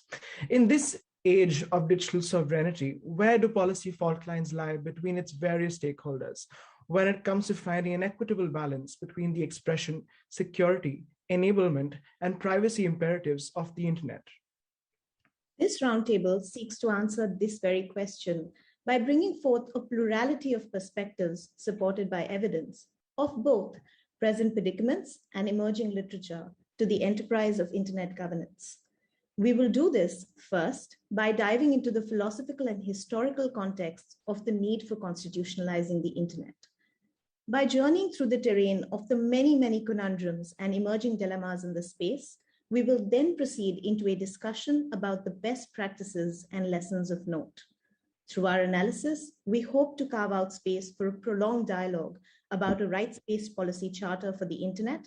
And in this session, we begin to think about the direction this can take. Before we kickstart the discussion, we'd like to introduce ourselves and our body of work. We, at the Institute for the Internet and the Just Society, are a youth-driven think and do tank composed of students, lawyers, policy practitioners, academics, and digital rights activists across the globe. Within the Institute, we are a part of the research program on digital constitutionalism, where we map the varied approaches to governance of the digital ecosystem. We do this through our flagship projects, Aristotle and the Digital Policy Tracker. Our objective at this program is to plot developments of pertinence to global and local regulatory frameworks along a continuum. At the tracker, we critically analyze policy escalations from around the world to better understand the dynamic nature of our ecosystem. At Aristotle, we concretize our understanding of the present and the past by theorizing about our collective digital futures. Today, I, Sanskriti, along with my co-lead from the program, Siddhant, will be your moderators. Our panelists for today, Sonia, Nicola, Raghu, Hiba, Saishya, and Harshvi are members of the program. We thank you for tuning into our roundtable, which in many ways is a collection of the insights garnered by us through our projects and the conversations the journey of implementing them has entailed. In the first set of questions that we ask, our endeavor will be to think about how we can constitutionalize the internet creatively, collectively, and collaboratively. A task which requires us to think alongside Lawrence Lessig and ask difficult questions about how the code functions as law at this new site of governance. With that, our very first question is for Sonia. How must the norms, values, concepts, and theories at the heart of constitutional discourse be reimagined if the internet is to be conceptualized and regulated as a democratic domain? First of all, welcome everybody. And thank you so much, Sid, for this question. I think it truly encapsulates one of the core challenges of the internet governance. To answer it, we need to take a step back and look at the main characteristics that define the constitutional discourse. Generally, when we think about a constitution, we think about the texts that define the governance of a given country. From this perspective, the state, through the constitution, obtains the power to enforce laws as well as the role to embody the values shared by its people. Yet, the creation of a constitution also implies a shift in the organization of society itself. There is a need for a change in governance that is linked to the necessity to rethink the social contract that ties the community together. For this reason, the constitutionalism discourse often goes hand in hand with the democratic one. As people, we come together to decide what is the fair way to regulate and govern ourselves. As we're here today at the Internet Governance Forum, it's obvious that cyberspace is going through a similar constitutional moment. We are all here united to discuss and present different points of view of how to better regulate the online world, since our lives have moved more and more in the digital space. Through our work on the Digital Policy Tracker, we're also witnessing this growing trend. As you know, across continents, governments, civil society, and other non-state actors are raising more and more questions on how we should better regulate the internet and digital technologies in general. The advent of the internet constitutes a major technological development for society. Its ability to scale at an unprecedented pace has led to an important change in our society. We are now able to communicate with people all over the world simultaneously. I think this is an example of how this is happening, actually. This shift forces us to question what the new values and norms at the base of our social contract are, which voices should be leading the conversation, and which one should be embodying a global community of internet users. The constitutional moment of cyberspace is key to setting the standard for a democratic and balanced governance of our digital future lives. However, when we're trying to rethink the constitutional discourse within the context of the internet, it is important to keep in mind that the traditional discourse on constitutionalism can be at odds with the one in the digital space. The key feature that made the internet a cause for social change are also the main challenges of its governance. From the transnational nature of the internet to the scalability of digital technology, we are constantly questioning the traditional governance of the state. Because of this vacuum of power, other non-state actors have managed to take more and more space in this sphere. The competition powers is quite obvious, I would say, if we look at the internet as it is today. Private companies such as Facebook, Google, Amazon, and other big tech companies really hold an important role in the governance of the internet, as their decision can go beyond the regulatory measures of the jurisdiction in which they operate. So, when looking at how we should rethink the constitutional discourse to ensure that the internet is to be conceptualized and regulated as a democratic domain, there is a need for a creative solution that goes beyond the traditional forms of governance. So the main question is, how do we do that? To begin, I believe that it's important to conceptualize a decentralized governance that allow us to democratize cyberspace in ways that go beyond national borders. One concept of how this could be achieved is called collective intelligence, as theorized by Jeff Morgan. As you can imagine, this concept stems from the idea that collectively we can work more intelligently. It implies that to better govern the internet, we need to have a global discussion on how to go forward and look at how different jurisdictions approach tech regulations. This is very much the endeavor of our digital constitutionalism research program, as well, I guess, the goal of the IGF today. So the concept of collective intelligence is not completely new in this field, of course. The open source community has been promoting this approach since the 90s, and while it has been mostly developed through coding and applied mostly in the tech community, it shows how collectively we can contribute to solving problems and building better tools that make our life better in the long run. So this implies, of course, bringing stakeholders that will normally be ignored from the traditional government space in these discussions. So an example of this could be including sex workers and activists and youth-led organizations, to content moderation panels, to conferences, and really shape policymaking in this sphere. And it's also important to conclude that to make sure that this process of democratization of the internet remains balanced, we continue to ask and have conversation on what is fair and what is not. The discussion on what is the best democratic governance has been going on since ancient Greece. And as history has proved multiple times, there is a need to continue to ask this question if we want to get closer to our idea of fair and just society. So I hope this replies to your answer, and Sid, it's back to you.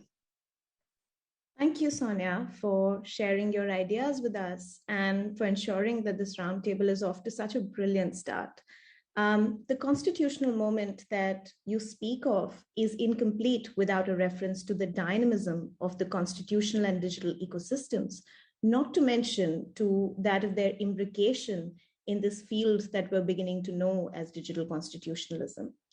As Eduardo Celeste highlights, as do you, through the various pivotal questions you raise and address throughout your response, since the challenges of the digital age are different from those we have faced in the past, the constitutional settings for life in this age must also necessarily be adapted and modified to reflect the dawn of the new constitutional moment. And perhaps that is where we need to more seriously consider the idea of collective intelligence that you speak of as a bridge between the old and the new.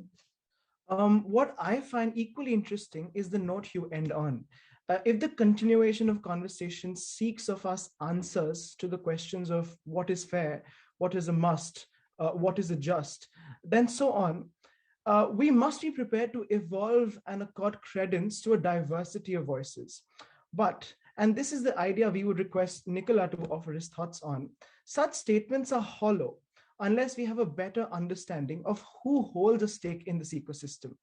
The statement you, Sonia, conclude your response on animates this as well, when it thinks of a just society, which, if we think of as a community of people, requires us to account for who the term includes within its remit. So a question to you, Nicola, is if the internet is to be thought as of the people, by the people, and for the people, is it necessary for us to question who the term people encompasses? Who then can we identify as stakeholders in a global digital ecosystem, and what role must each of them perform? Well, when first coined by Lincoln, well, of the people, by the people, and for the people meant something quite clear and quite precise. The citizens of the 34 American states at the time, and more precisely those in capacity of exercising their political rights, which really meant only white males of voting age and no criminal record. Only they had the right to vote, and whether directly or indirectly have a say on the policies governing their daily life, whether on trade, health, or education. Applying such a principle to the internet implies a widely different and far more complex, really, setting. The usual and institutional paradigms of democratic participation do not apply to the World Wide Web. And the starting point of this discrepancy is quite clearly the inapplicability, or rather the incomplete applicability, of our Westphalian principles to the dynamics of the internet of today. The fact that state sovereignty is challenged by private and supranational actors from multinationals, NGOs, is by no means new and is widely accepted since the 70s. Yet the internet makes the phenomenon more glaring. By its nature, the internet ignores borders, and with them jurisdictions. Who exactly are, for instance, the people that ought to be setting, or at least electing those that then get to set, the rules of the internet? If a South African Instagram user posts content that is then viewed in Sweden, which jurisdiction's rules should apply to that post? The laws of the country of the poster, the viewer, or of the HQ of the platform hosting the content? As you can see, well, content moderation is a lawyer's nightmare. And the core of the conundrum is clear.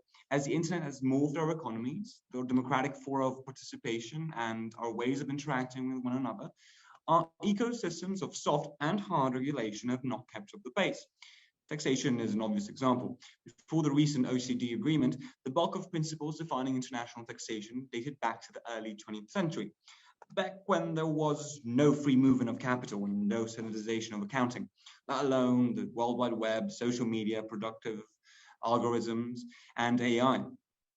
And as a growingly significant part of the economy moved to models of intangible global value chains, our ways of allocated tax bases were still conceived in an idea of labor-intensive, plant-based production. Our legal systems were playing catch-up. And it is exactly the same for data governance, AI, privacy. They reflect a similar paradigm, an now dated, obsolete framework based on assumptions that do not hold anymore. The need for a global agreement makes filling that gap, that policy gap, far harder and more complex than any other policy gap. The recent OECD deal struck, in fact, shows that it is theoretically, at least, possible to envisage and implement international post-sovereignist frameworks that put a stop to social dumping, suboptimal races to the bottom. But such a measure really has only been possible via immense pressure exerted by policymakers of all the geopolitically influent global north countries, France, the UK, Italy, Germany, eventually, and most importantly, really, the United States. It appears that when political capital, votes, and more importantly, really, tax revenue are on the line, the shaping powers of the world are willing to bang their fists on the negotiating table. What is more important is whether such achievements of international negotiation and consensus building can be replicated for matters such as content moderation, privacy, data governance. And that is a whole other story. Firstly, out of pure variability of opinions and positions, standards and what should and should not be allowed in the media differ wildly from jurisdiction to jurisdiction. The degree of compromise, for instance, on data protection versus business friendliness that policymakers around the world are willing to accept varies massively.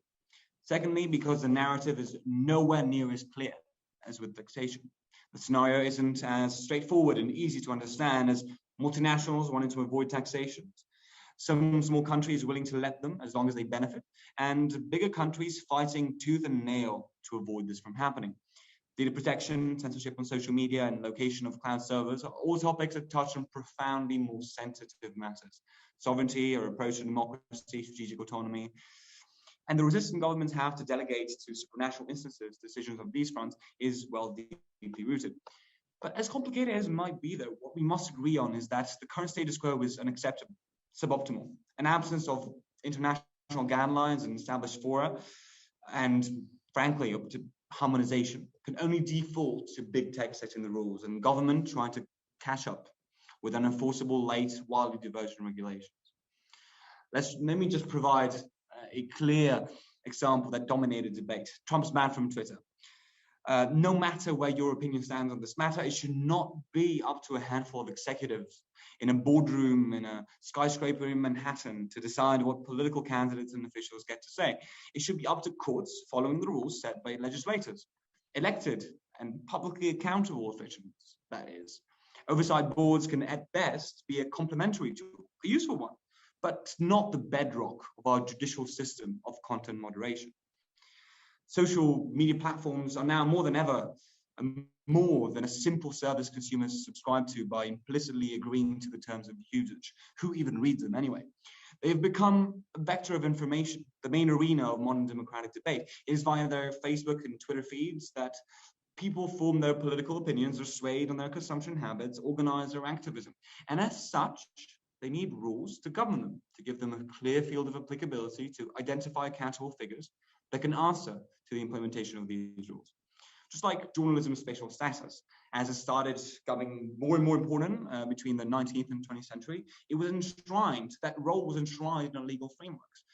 Its responsibility as a prerequisite for circulation of information was recognized by constitutions, special laws. It comes with powers and with duties. And the power of big tech, and social media more specifically, it can be argued, goes far beyond that of newspapers back then.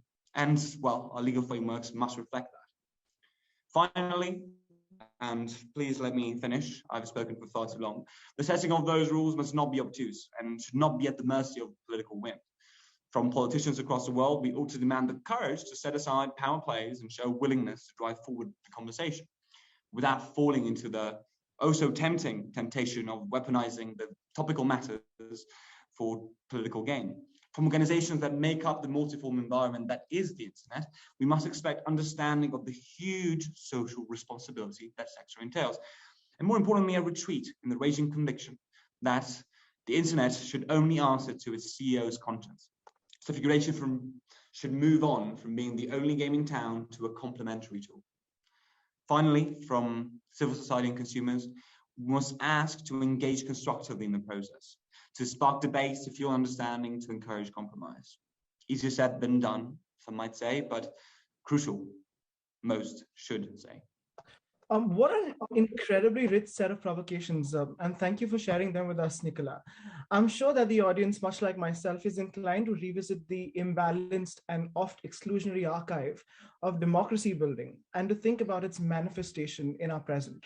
Not only are the analogies you offer important lessons to learn from, they are also a jolting reminder of the propensity of the past to repeat in the future unless you begin to think about solutions that sharply depart from the status quo and endeavor towards change. And no statement, I think, captures this need for discourse on these solutions more succinctly than the one you conclude your response on, Nicola. Yes, it's easier said than done, but crucial. At the heart of the statement is the quest Siddhant teased out from your response, that of interrogating the status quo. Closely aligned then with this interrogation of who the term people encompasses is our next question. Raghu, our question is to you, and the question is internet governance characterized by a divide between the global north and the global south? And if so, how do these disparities manifest in regulatory frameworks? As we begin to think about the future of internet governance, should stakeholders be urged towards a top-down approach, a bottoms-up one, or a curious mix of both, and why so? Thank you for your question, Sanskriti. And I believe it critically highlights the North-South analytical framework, which has been central to a host of world issues. To consider it in context of global internet governance, let's look at things from the very start. Never before have our lives been more interconnected. We're constantly surrounded by digital and internet-based technologies, which are constantly creating, storing, and sharing personal data and information. And this has only become more pronounced with the onset of the pandemic. As would already be clear, global digital governance refers to rules, norms, policies, standards, and institutions that collectively coordinate and shape the global cyberspace. Needless to say, the governance of digital realm has long-term commercial, political, social, and socio-technical implications. And then it is not really altogether surprising to find a tussle raging between actors across the spectrum, with each side attempting to impose its vision and reflect its worldview on the digital economy. The discourse on global internet governance and the North-South divide is not really new per se, and is mere extension in some ways to development since the 1960s. You had this period of Cold War, where there was massive information and communication divide between the North and the South, which largely emanated from North's monopolization of the information order, which included everything from news agencies to telephones. And with these asymmetric information flows between these factions came a lot of well-documented concerns, which were voiced by the developing world, such as about the imbalance of information flows itself, general disrespect for developing world's culture, the hegemony of transnational corporations, and the inequitable distribution of resources, and so on and so forth. But also, to characterize this matter in these binary terms would also be folly, since the period was marked with various other issues of development, of democratization, decolonization, demonopolization, and matters of sovereignty for the newly emergent independent nations of the South. Fast forward a few decades, and the conflict over information order has not only not been resolved, but in the context of astonishing advances in the area of ICTs, has resurfaced through World Summit on Information Society and the North-South divide over global internet governance. In today's world, the digital gap has emerged as one of the most visible aspects of the developmental divide, both within and across nations. To give you an example of this, consider India. While the spread of information about the virus was almost as viral, was very viral amongst the urban, digitally connected India, there was palpable lack of awareness about it in the rural areas, where many initially dismissed the symptoms as merely just a seasonal flu. And to talk about the divide in global context, you have nations in Western Europe who are thriving in this digital age, while those in Africa and other parts of the world, which are still struggling with issues as basic as the internet connectivity. The industrialized nations' dominance of the internet, both in terms of the technical resources and the broader public policy, has only added a new dimension to the North-South divide. And the present multi-stakeholder framework of global internet governance also fails here. And even though it was envisioned as a platform to bring stakeholders across the spectrum on a level playing field, through structural problems and severe power imbalances, the multi-stakeholder model has ended up prioritizing the private and commercial interests, and inevitably, what it does is marginalizes the concerns of the South. As a result, you have global internet governance, which has become a complicated, multifaceted, and an urgent issue between the North and the South, with major consequences, not only for just a equitable internet governance, but also for a global economic system. I think also at this stage, it's very interesting to look at the manner in which these disparities and conflicts manifest in regulatory structures. And it is not just interesting because the already fuzzy line we just spoke about tends to get even more blurry around this area. What we're witnessing right now is a dramatic shift in global norms towards greater state intervention in our digital lives. The recent annual report by Freedom House notes that because of a push towards censorship and surveillance, there's a global decline in internet freedom for the 11th consecutive year. And again, that is not to say that all forms of state intervention have been carried out in bad faith. No, that is far from what I'm saying. But many of these measures and initiatives have been carried out in good faith, which represent legitimate efforts on the part of the government to rein in online harm, prevent misuse of data, and so on and so forth. But also something that needs to be acknowledged at the same time is that many states have also passed various proposals and enactments to censor problematic content, compel platforms to break encryption, or to force them to share data with the authorities. And you have numerous examples of states giving into the notion of cyber sovereignty under the garb of preserving and protecting national interests. And these instances are not just limited to countries which we immediately associate with regressive and repressive activities. In fact, many of the developed liberal nations are also indulging in suppression of speech at home and abroad. What is evident from all this is that it is setting a dangerous precedent across the world, and particularly among the developing nations, and can have long-term political, economic, and cultural ramifications. And this in turn will compromise the internet's free, open, and interoperable character, which we've known and which has become the very bedrock on which the digital economy thrives. And sure, we have had some positive developments too, such as EU's GDPR regime, although it too has been criticized for stifling innovation and having limited adaptability outside of Europe. So we have a very precarious situation where the developing countries with a growing middle class are under pressure to embrace policies that promote science and tech-driven innovation as a means of boosting economic growth.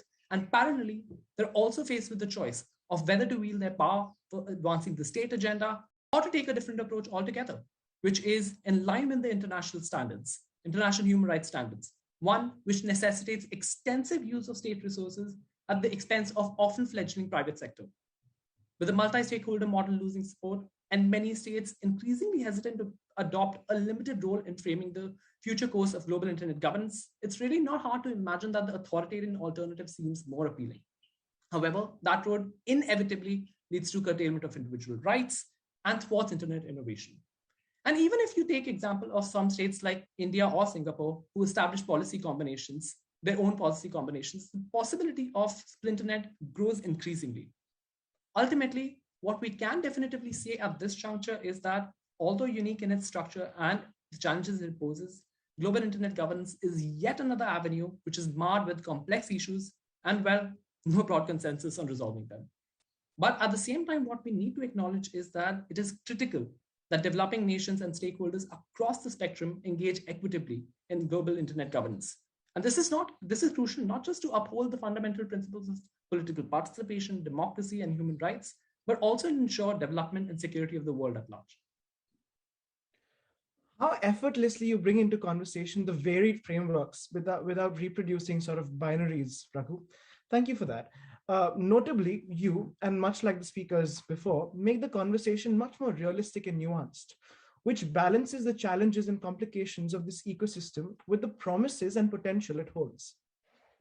And I think, Sid, your articulation of this facet of Raghu's response showcases just how we can contemplate the multiple interests and voices populating the space as lending themselves to political, social, economic, and overall systemic manifestations, which may be at contest with each other, but are not devoid of hope for harmonization and agreement. And I guess it is this insight which helps us segue into our next set of questions, which are targeted towards thinking about how we can draw on extant practices and scholarship to map our collective digital futures together. And so our question to Hiba arises out of this quest, this endeavor. And Hiba, so the question for you is, what are some of the promising precedents, case studies, and mechanisms to consider as we attempt to shape the future of digital governance? Are there often spoke of mistakes that we can learn from as well? Thank you, Sanskriti. We can all agree that there is transformational power in how the digital space has taken over various aspects of modern society. From economic and financial to political and social, digital platforms have far-reaching impacts. It would be wrong to state that the internet is perhaps the most key developments of our time. The irony is, despite it being so deeply integrated in our lives, very few actually understand the complexity of how it works. What we need to understand is that the internet is not a monolithic technological tool, but rather an accumulation of systems, protocols, and organizations that come together to make this virtual space. Similarly, there are many other aspects of internet governance, all equally complex, that require intricate engineering and institutional coordination across governmental and private bodies. To put the concept of internet governance simply as stated by UNWGIG, it is a development and application by governments, private sector, and civil society of shared procedures that shape the utilization of the internet. For long, internet governance bodies like the IAB, ICANN, IETF have modeled open, transparent internet standards. The idea goes that openness of governance begets openness of technology. an idea that resonates closely with the multi-stakeholder governance model that believes in a free and open internet concept. Quoting Barlow's declaration of the independence of cyberspace, it rejects the idea of cyberspace needing real-world institutions and remedies, and supports the original ideology of the internet being free to free people. Whereas the intergovernmental control model takes a more reserved approach and prefers a centralized body of governance. We see how cyberspace sovereignty infiltrates this model, as here the state controls the internet within its borders. There's been much conversation surrounding the fragmentation of the internet, whether liberal democracies with their user-friendly policies are able to give justice to the non-fragmented model, and whether authoritarian regimes with their comparatively enhanced information control metrics and state-dominant narrative fall into the fragmented models remains a debate yet to be resolved. As the world enters a phase of increased censorship in the name of national security, we need to question ourselves as to where the concept of human rights in the digital space stand. As identified by Net Mandal, rights in a virtual setting should be like the ones implemented in the physical space. Thus, the human rights law, which encompasses freedom of expression, privacy, and accessibility to information, become a vital component to be integrated into the governance framework. This is something the Freedom of Expression Initiative until Article 19 tackles. As social media companies' content moderation practices have great influence over freedom of expression and human rights, it is worthy to appreciate initiatives like Article 19 social media councils and the oversight board in moderating online content. We've all seen how COVID-19 pandemic accelerated digital transformation across various channels.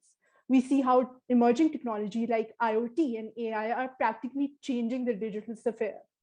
As emerging technologies shape modern society, we must take an interdisciplinary approach in identifying an ethical governance methodology for these platforms, all the while tackling issues surrounding trust, security, and privacy on these platforms. The governance of emerging technologies at the Oxford Internet Institute investigates how to design, deploy, and govern emerging technologies. Digging deeper, cybersecurity becomes an important aspect as these technologies have accelerated data sharing, cloud storage, and easy access, thus creating a more vulnerable cyberspace. So, what direction is the fate of the internet headed? Let us look at some key policies to help answer this. The EU is a clear supporter of an unfragmented internet model. With the initiative Europe's Digital Divide, EU aims to promote the multi-stakeholder model of internet governance. By introducing policies like the DSA, DMA, as well as the cybersecurity strategy for the digital decade, it is evident that EU wants to be a norm maker in the internet sphere. Similarly, Taiwan is another great example. Maintaining a democratic approach to governance, it hosts one of the most freest online environments in Asia. China introduced a global data security initiative that is a more fragmented approach, as it does not mention human rights or freedom of expression. While India tries to promote the idea of digital sovereignty in cyberspace, it is also trying to be more future-oriented and integrate policies that strike a balance between gated globalization and libertarian paternalism. UK's recent online safety bill is changing the game for social media. However, such initiatives have received vast criticism for having the potential to inhibit freedom of expression and enhance censorship at the hands of the government. At this point in time, where there's so many conflicting governance models in place, it is tough to state which is better or worse. As the global internet freedom declines for an 11th consecutive year and global norms shift towards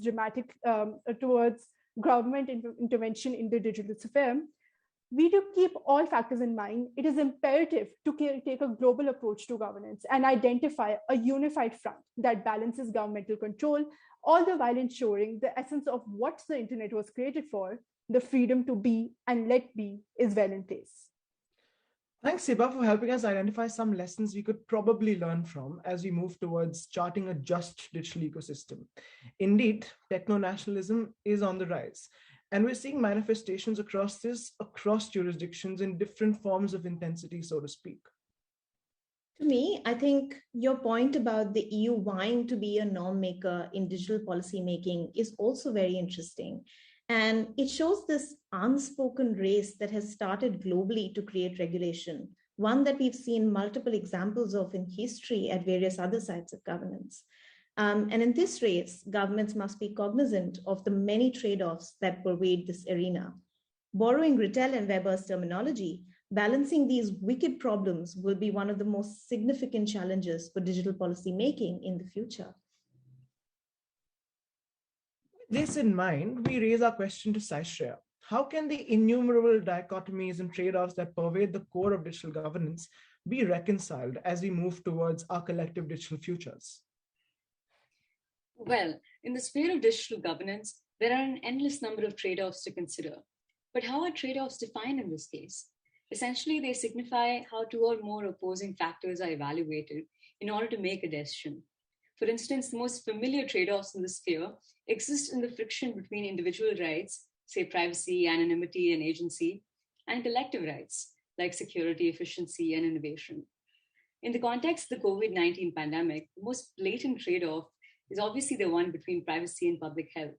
Now, clearly, these indicate the three factors primarily influencing trade-offs: the number and nature of stakeholders, situation or circumstances in specific, and the outcome based on its objectives and how it's measured. But to start off, let's look at the trade-off between privacy and national security. Post 9/11 and in light of the war on terror, the implications of national security have changed considerably, especially using military and digital infrastructure.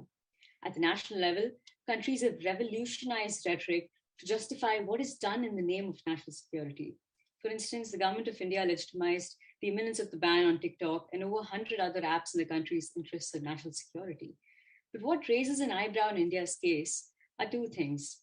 Firstly, India's domestic data protection law remains to be notified in Parliament after over 3 years of discussion. And secondly, the entire efficacy of bans as a way of protecting Indian interests of data is questionable because of the lack of a proper legislative framework thus far makes it possible to violate data protection through a foreign or an Indian company. Basically, neither is privacy adequately protected and nor is national security. Now, another interesting case study is China's latest privacy law, the PIPL.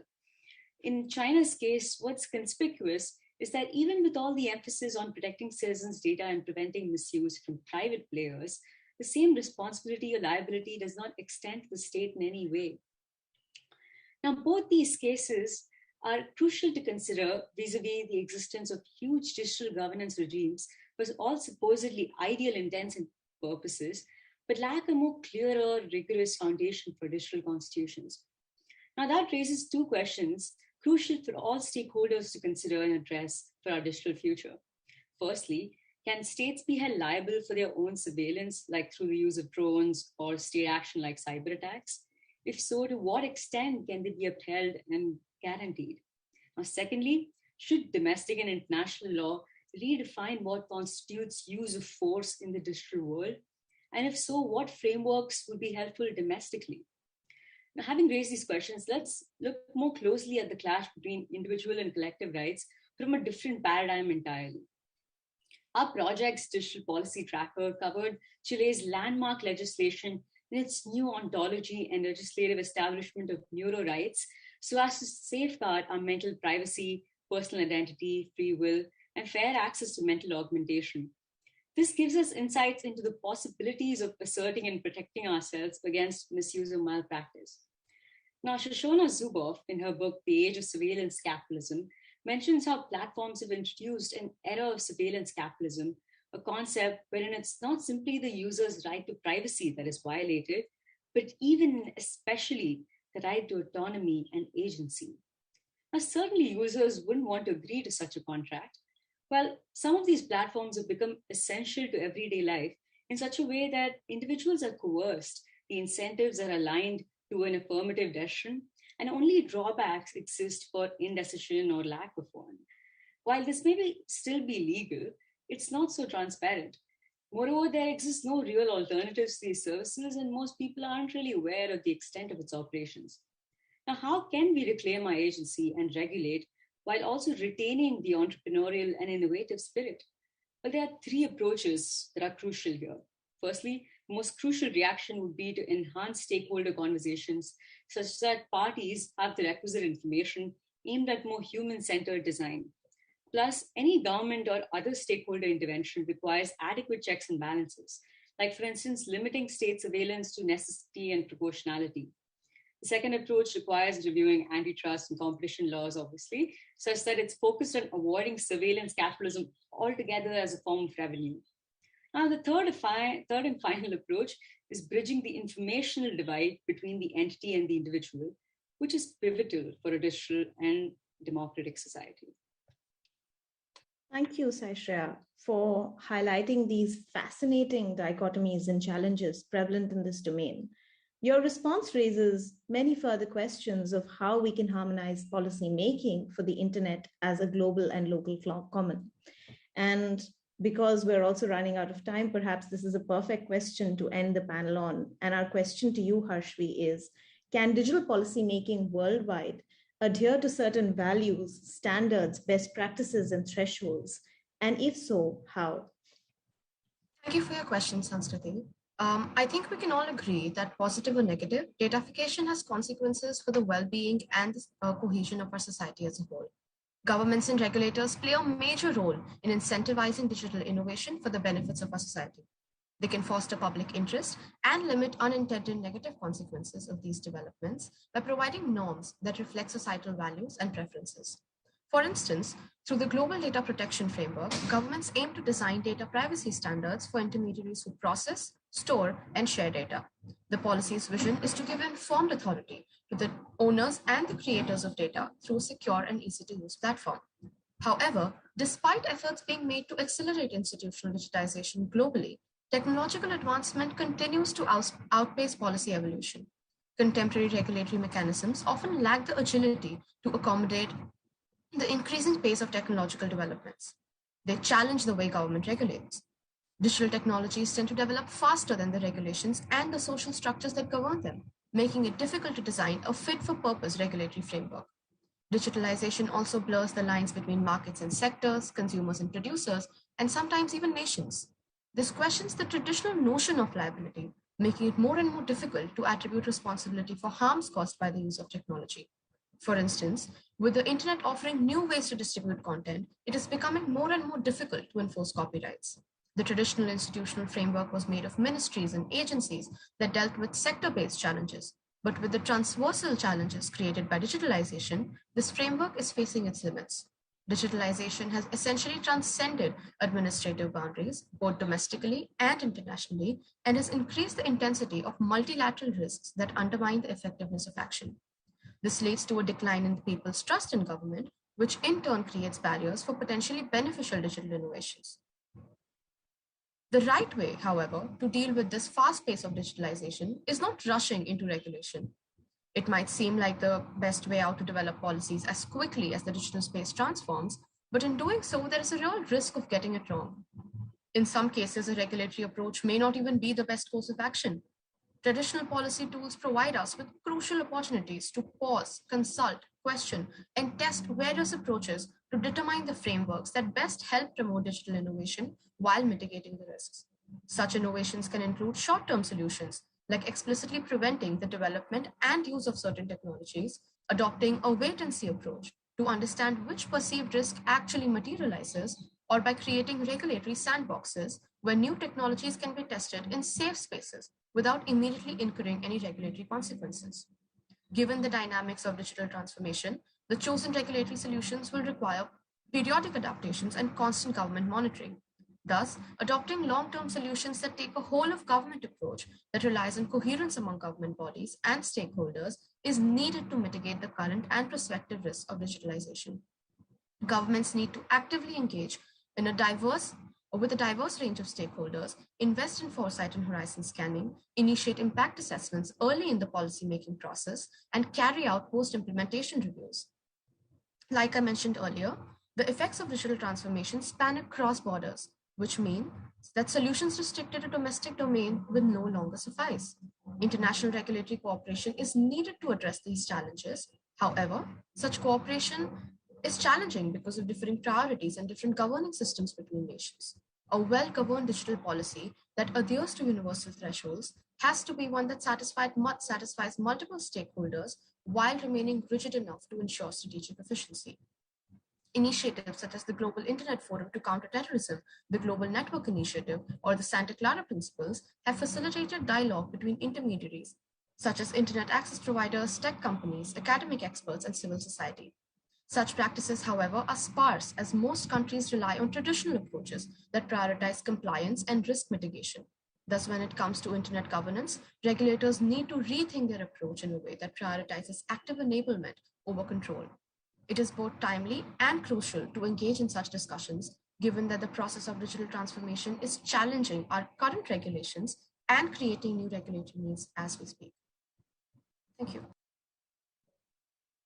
Thank you so much, Harshvi, for helping us identify these emerging good practices global digital governance can probably take note from. Because we are out of time, we'd just like to thank you all for joining in today. And as Hiba has posted in the chat box, please do engage with us through our email, our social media handles, and through the feedback form that IGF has. And we look forward to a continued conversation. Thank you so much. Yes, thank you so much. Thank you. Thank you. Thank you. Thank you. Thank you, everyone.